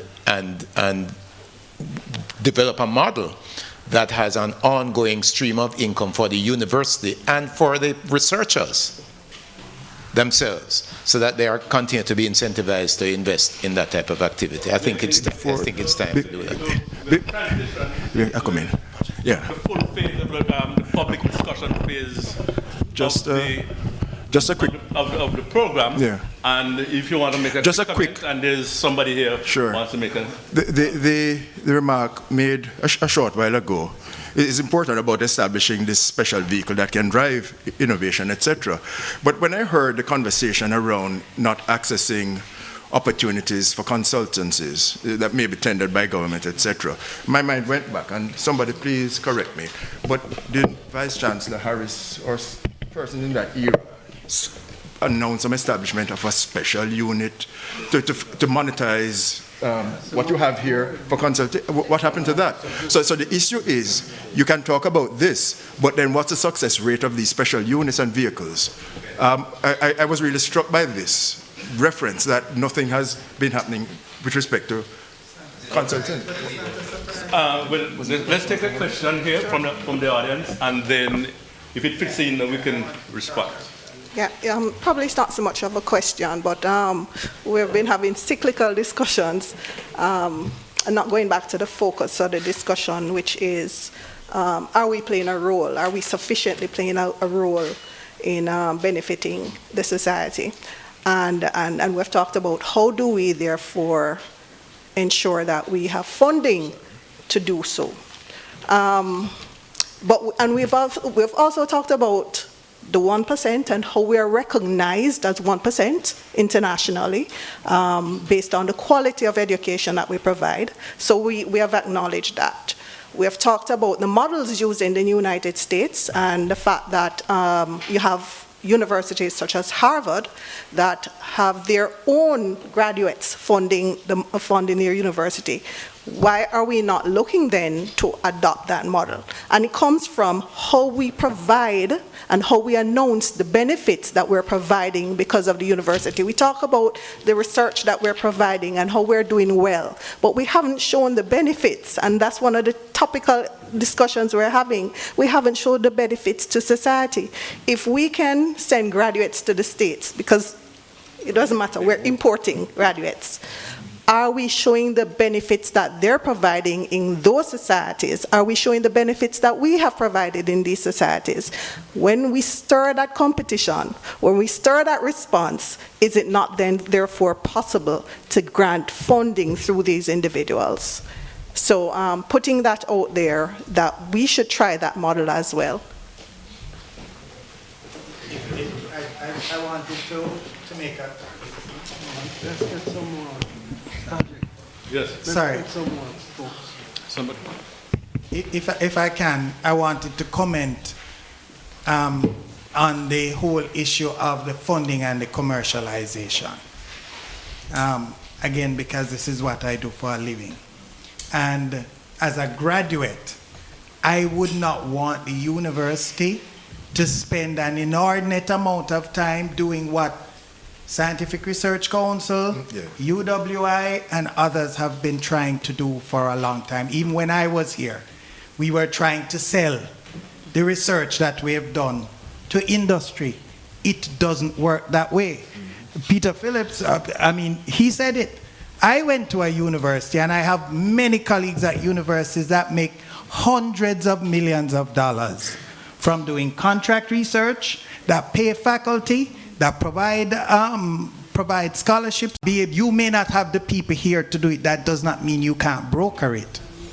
And it may involve using Jamaicans, not just Jamaicans, anybody in the diaspora as well as people here. UWI has a reputation, so how do you embellish that reputation? By delivering real solutions. One last thing and then I'll be quiet. Jamaica has a crisis right now in terms of human resources. My colleagues in the private sector are talking about importing people when we have so many people sitting down on the roadside. Is there a role for the UWI in this? It's not a short-term solution. But if we don't develop a long-term solution, and I see UWI as central to that, not just degrees, but other kinds of competencies, other kinds of certifications, which don't exist right now, where we have to be training people in specialized programs, some of which UWI does. I lecture on one of them. That is the only program that allows companies to export to the US. They can't do it otherwise. There are lots of those. There's a PCQI program, there's a Better Process Control School, and there are a number of, when you talk, Dr. Phillips, about these universities, these are the programs that they offer. These are the things that they do that, you're not going to get all the money one time, but over time, you build up a body of income that adds to itself over time. Yes, please. Good morning. I'm Shara Watson, the Executive Director of the Scientific Research Council. It's been quite a discussion this morning. I have too many notes, but not wanting to be a panelist, granted I could do with a female up there. I will stick to just 2 points, and within there should be questions, since we're in the University of Knowledge. We've been speaking about collaboration and how important it is for us to achieve what it is we are trying to achieve as it relates to having impactful research that will really drive development of this country, and in fact the region, since we are at UWI. But what will the mechanism of these collaboration be, especially in the context of today, and the context of low trust and selfishness? Can't avoid those two. Is one of the things that is why persons will reach out to companies overseas. They're a higher trust value.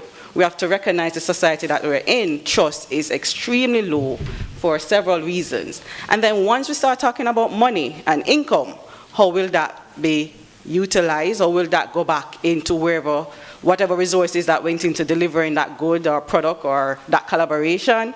That's a part of it that we have not fully understood or worked out. And the other is the value of our academic institutions. We in this room might know it or think everybody should know it, but it's not known. The society at large does not know the value of UWI. The stakeholders, especially those doing the budgeting and allocating funds, they know what the value should be, but they're not feeling it. How do we change that? It will be absolutely critical. I said two, but last but not least, since the principal is here, the SRC, being a government institution responsible for translating research, is open to partner with you from a higher level, because we might know what a particular researcher is doing, and we go and form those relationships with that particular researcher, but it doesn't go beyond that. We need to change those mechanisms of how we collaborate.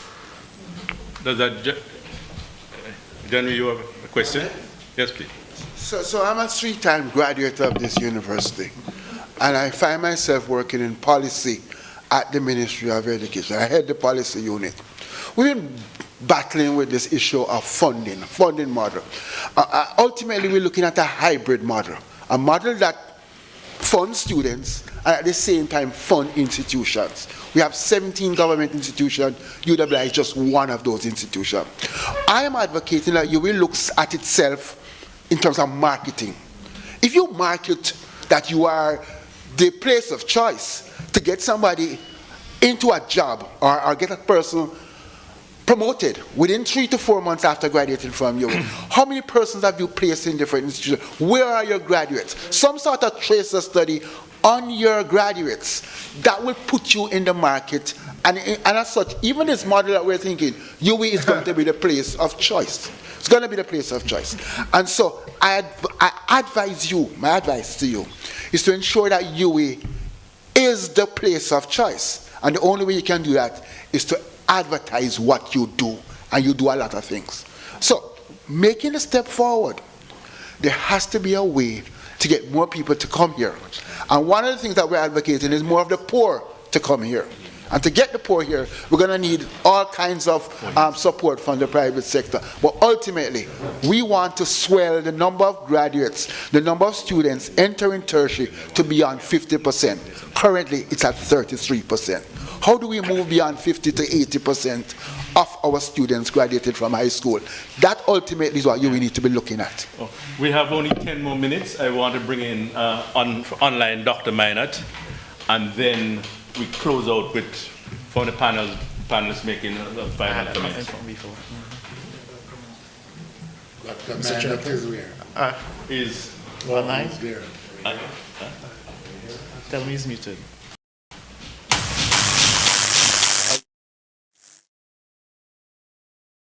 Picking me up, Mr. Chairman? Hello. Hello. I'm online. Hearing you. Unfortunately, that normally somebody like you who should be walking off of GQ, we're not seeing you here. Okay, so that's okay. Okay. I am struck by the question that Trevor asked. What will differentiate UWI Mona?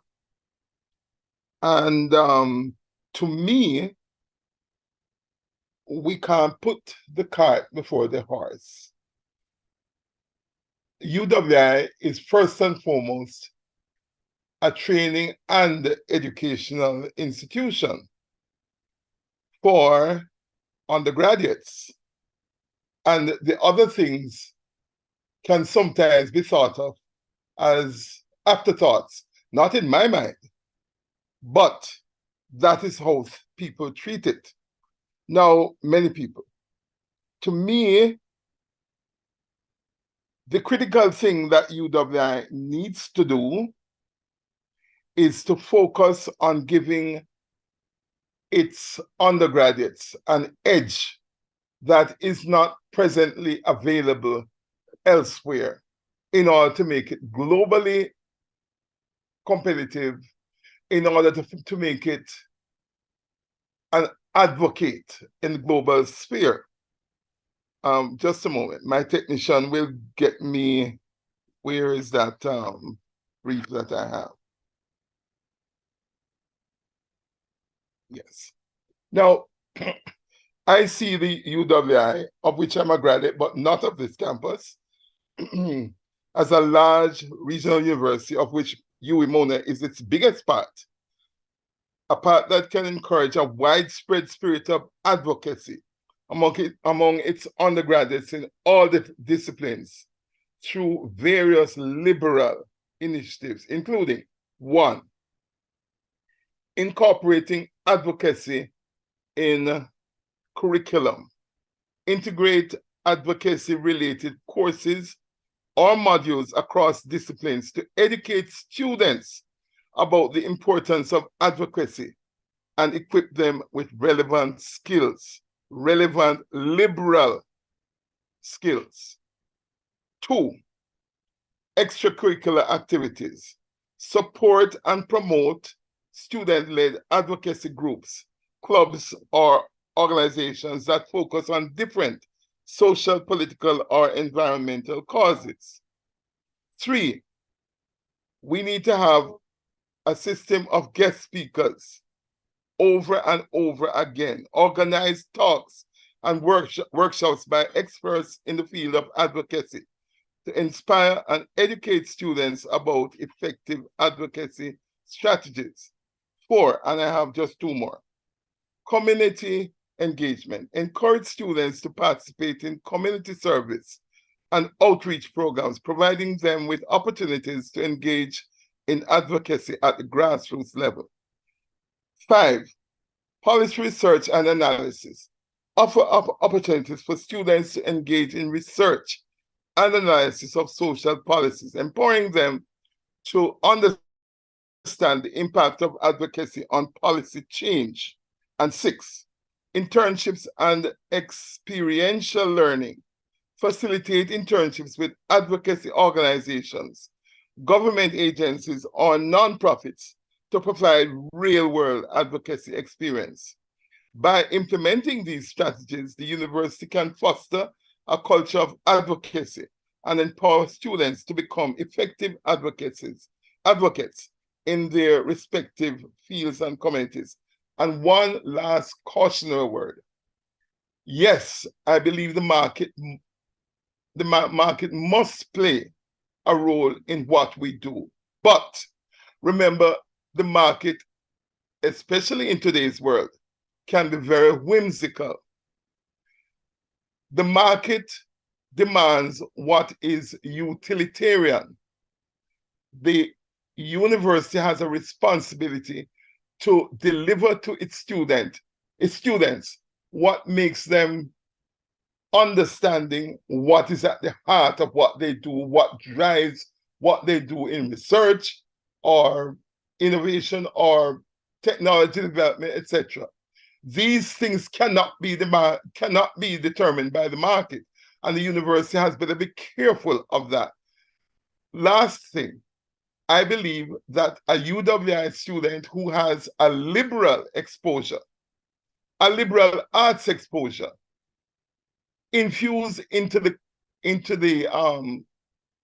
curriculum they follow, will not only be a person who is utilitarian, but a person who is educated enough to pivot in the way that Damien pointed out with respect to his brother, who supplied him with the education, the means to think through how to get things done in a very generalized way. And with that, I want to just stop what I'm saying. Thank you very much for having me. Thanks, Dennis. Before we close, I want everybody to, from your summation of a minute or two, summation of the points, that are things that you think that you might have wanted to say earlier. And it just, before you do that though, that's one other thing that was crossing my mind. I look at my notes here, and I've been reading. I had somebody who had sickle cell, suffered from sickle cell, and all the work would check herself into, before she died, check herself into the clinic here at periods of crises. And it struck me the other day that all the work that I've read about, and then an American and a European firm recently got FDA approval for a new drug cure for sickle cell. And I've been wondering, I've questioned, why our environment was not part of that, something to bring those kinds of applied research to market, into something, and also that I was reading a Gleaner editorial of early 2020. And Cuba's Finley Institute that producing COVID vaccine, and the question was raised in this Gleaner editorial, what is happening to the kinds of research, that applied research in this environment? There were good answers. I've seen that the data suggests that we spend in the Caribbean and Latin America and in Jamaica less than half of 1% of GDP on R&D. And you get in most developed economies somewhere between 1.5 and 4% of GDP being spent annually on R&D. So I know that those are questions, but I want to leave that hanging, and maybe you, the panel can. Yeah. But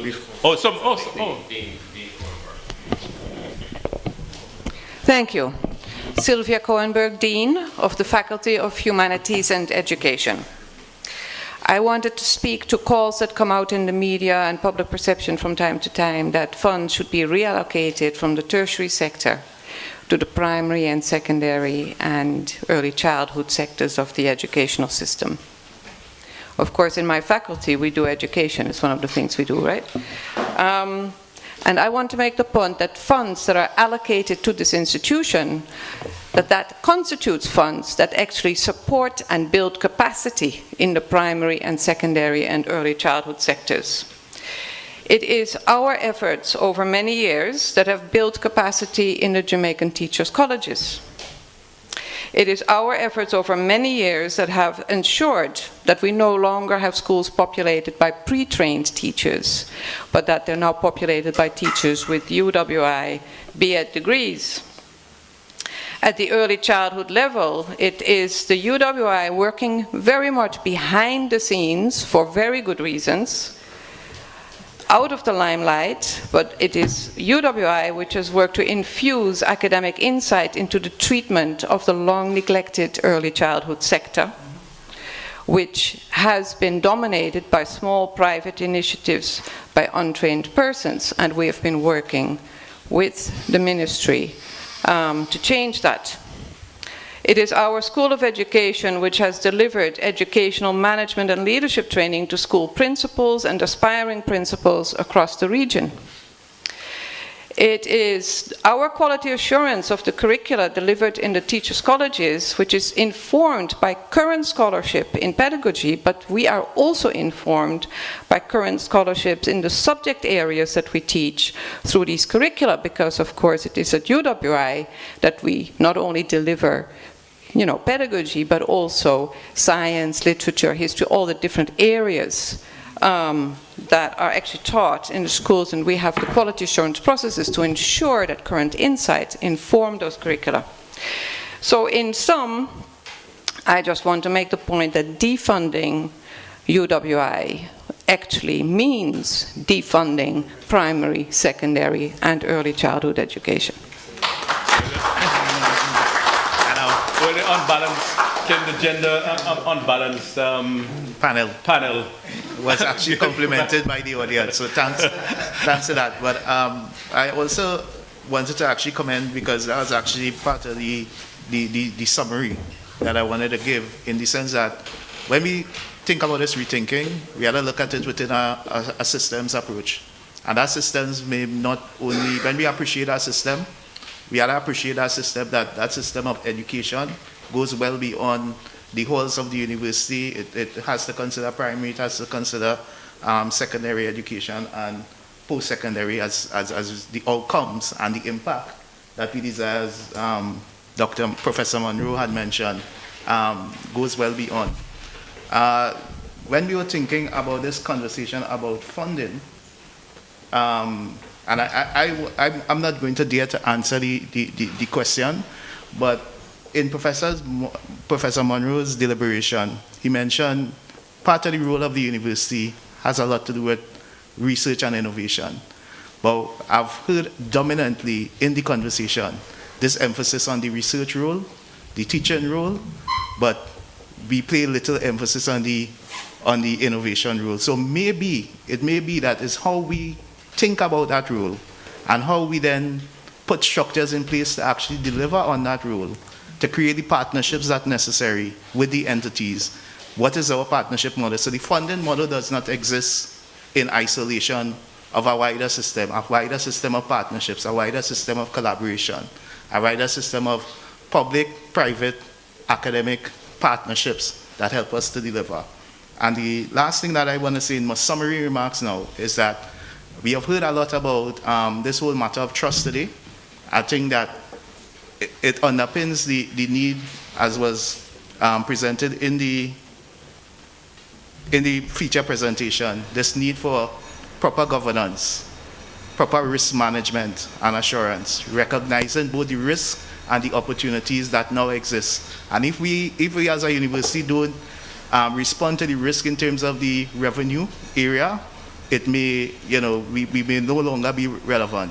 We have to look at the assurance areas because quality assurance and these things are important, and look at the whole question of how do we make improvements generally across the system, and not fail to recognize the leadership role in terms of advocacy, in terms of research, in terms of delivering on the outcomes that are necessary, the new types of opportunities that are necessary, the new types of assessment that is necessary, and the new type of support systems that are necessary to make sure that our societies are developed and grow as we all desire. Okay, we're over time, but so if 30 seconds, closing remarks, if anybody has. Well, yes, Dr. Forrester.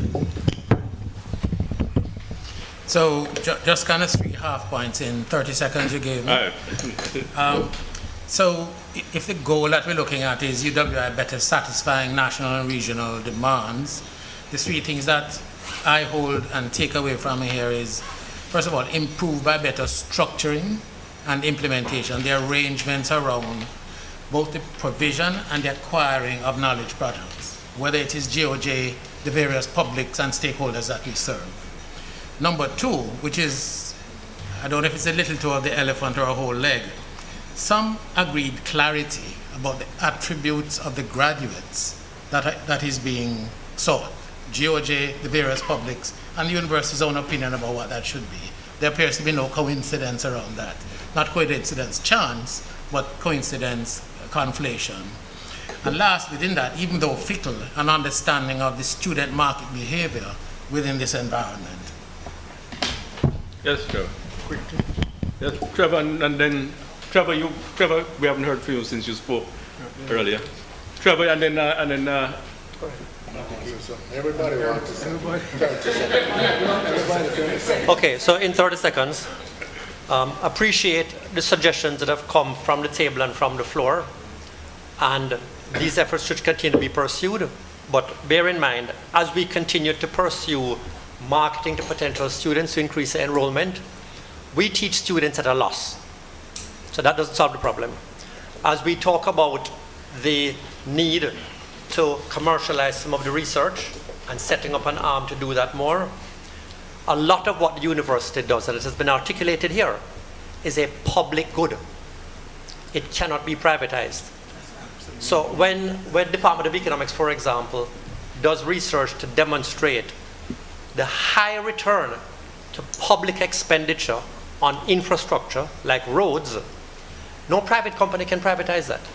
So with all of that, there is no getting around that an institution like the University of the West Indies will need and will continue to need forever public government funding. In that context, may I make 3 quick observations? 1, the funding model. We need not to seek to reinvent the wheel. Over many years, alternative funding models have been put forward, not least of all by the West Indies group of university teachers. What we have not done is develop, upgrade, modernize our thinking in that regard, and don't do it behind the scenes. Behind the scenes, we must abolish any such from anything we do at UWI. There's a parliamentary committee which meets constantly. It's broadcast on the Public Broadcasting Corporation, and proposals which deal with fundamental national interests, such as the funding of tertiary education and the UWI. We need to appear as an institution before those committees to indicate all that we are saying here. Broadcast to the nation, high degree of audience. And that's just one area.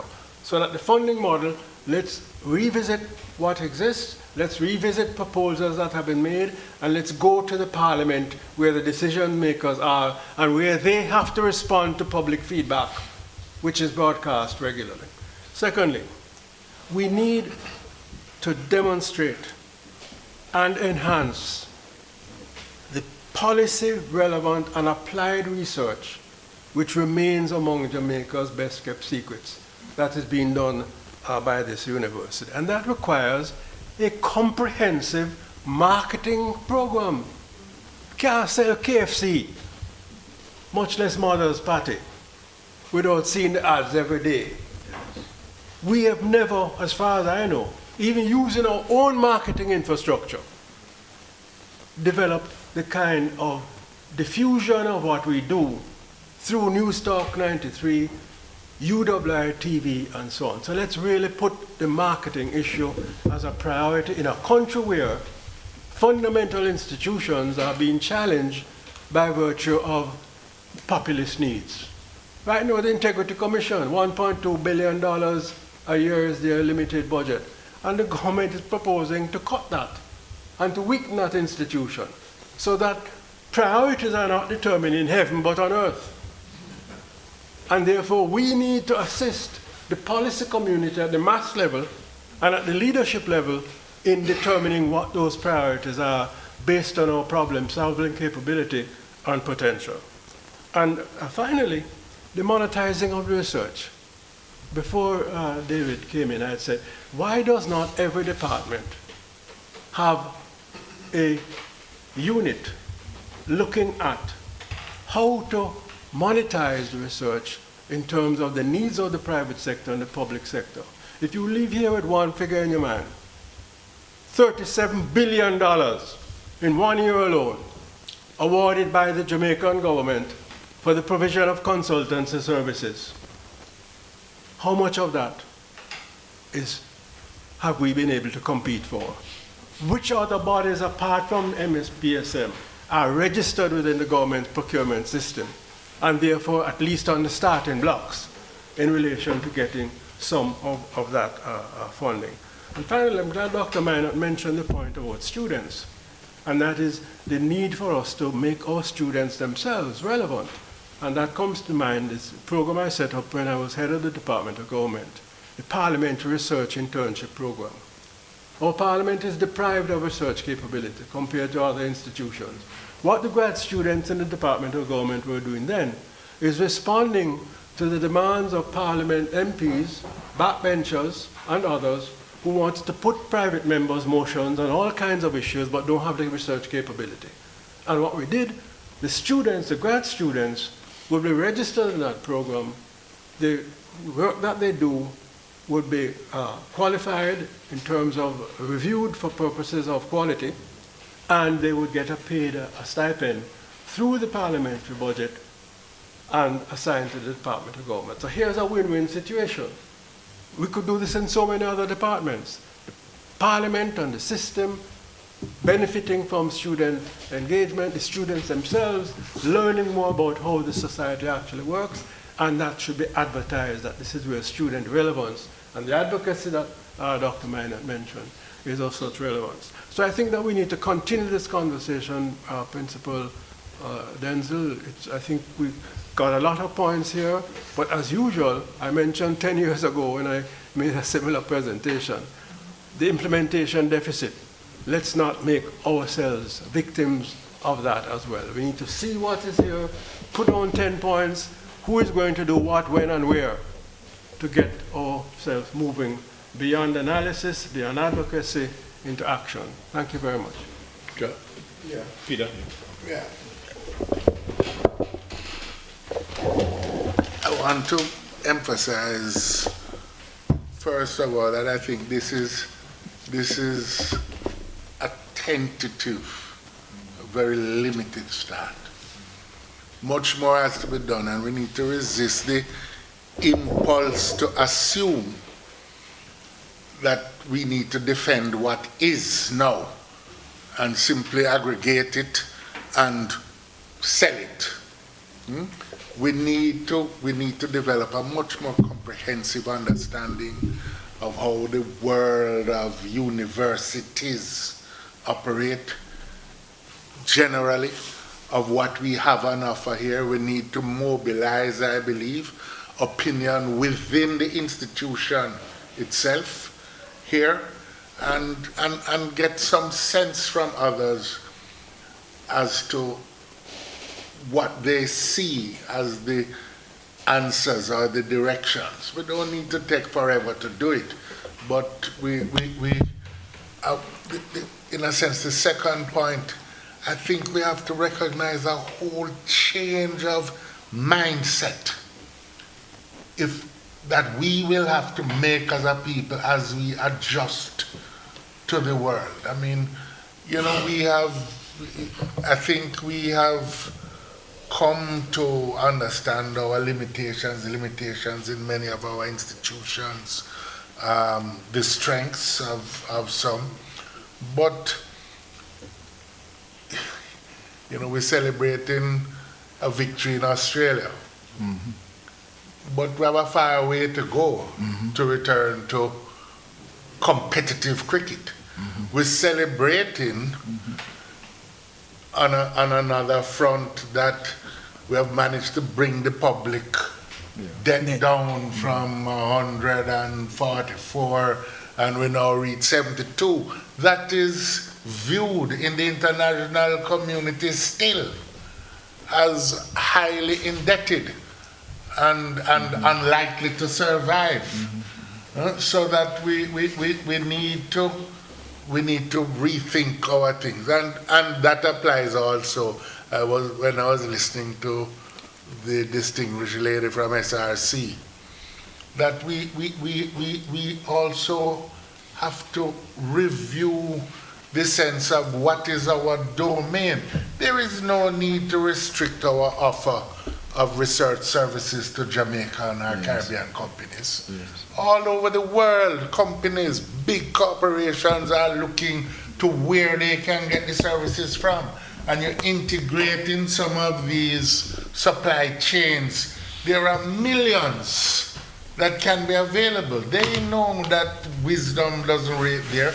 And I would certainly prefer recruiting a company to utilize some of the people that you are training to stay here and enrich our community than go up to Princeton and end up doing the same work that can be done here, but enriching their academic and communities.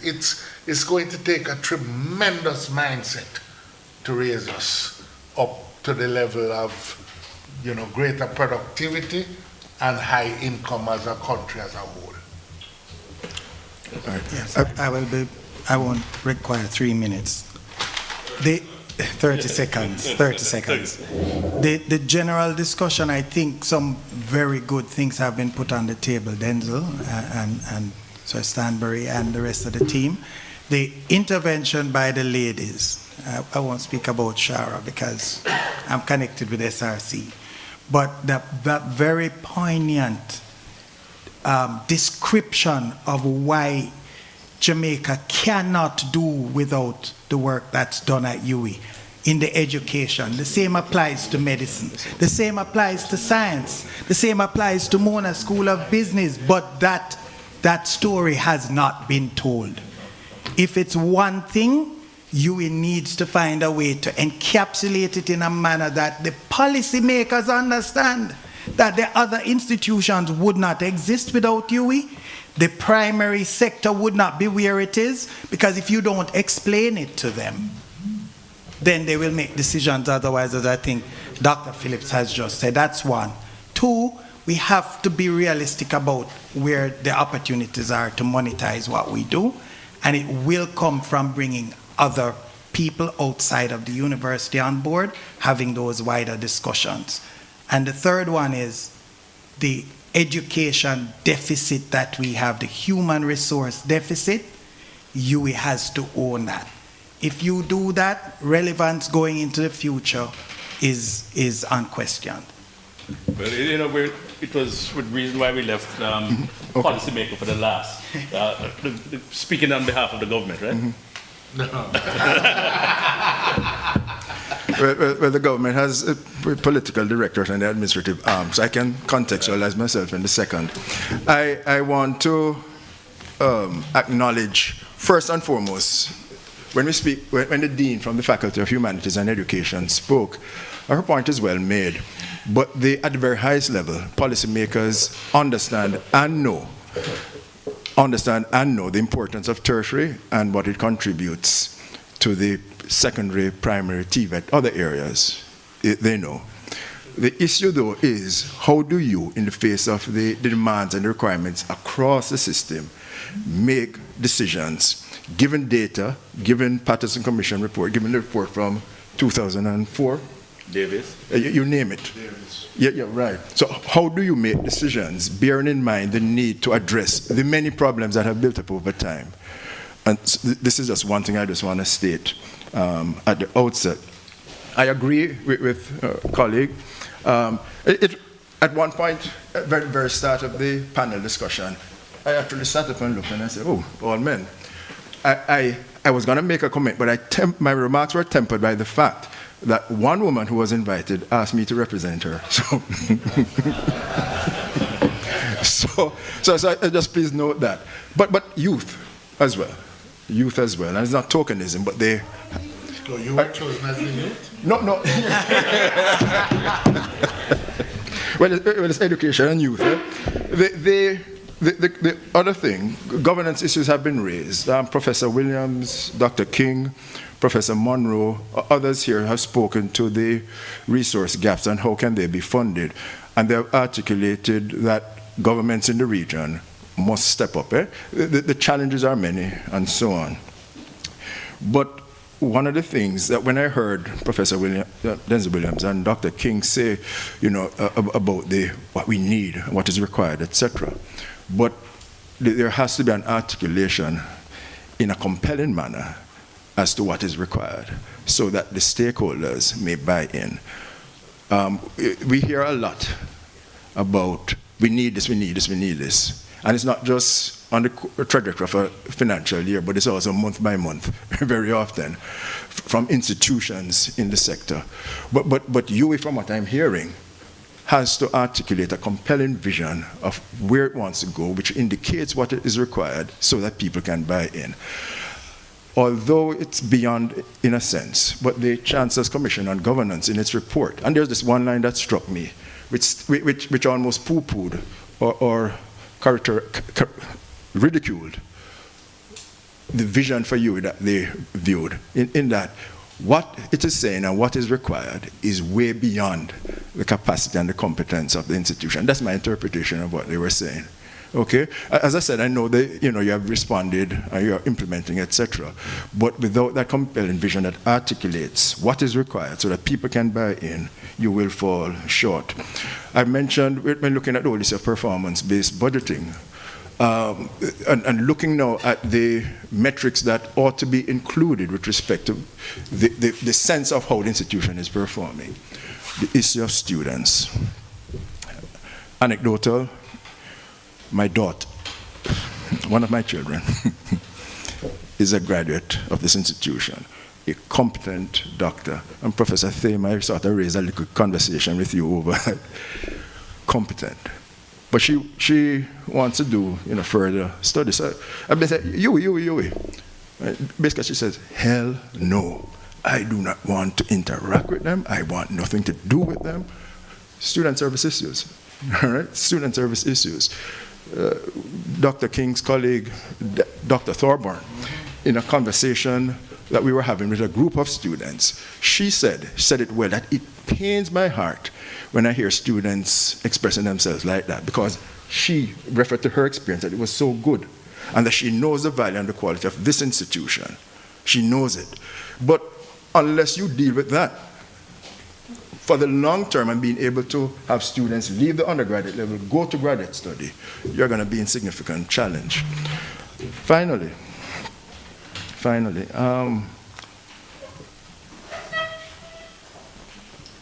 on the matter, Dr. King made a statement. He said, UWI, the only respected institution. Whatever the basis of that statement. But let me just opine. One, the ranking is understood globally. Top 1%, 1.5% institutions globally. But the government of Jamaica, Ministry of Education, doesn't make decisions on that basis.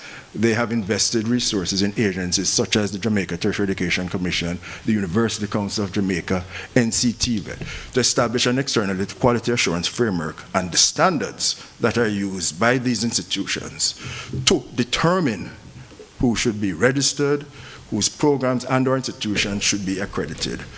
And accordingly, and this is just my response to it without having heard any, accordingly, respect, yes, to be acknowledged and affirmed by that ranking, but respect also has to do with internationally benchmarked standards that institutions must provide evidence to justify the according of a registration or accreditation, you name it. And so when we look at the tertiary education space in Jamaica, we see evidence that we are doing well across the board. Yes, there are always pockets that you really cry about, you know, and the framework legally and so on will be strengthened to so deal with this. But certainly, as far as this national education policy and accompanying legislation that will emerge from it, the matters pertaining to funding, etc., will be addressed. Well, thanks very much, Rod. I've learned so much this morning that when I go home, I'm going to make myself a motorboat and gown. So I consider. You're graduating from an accredited entity?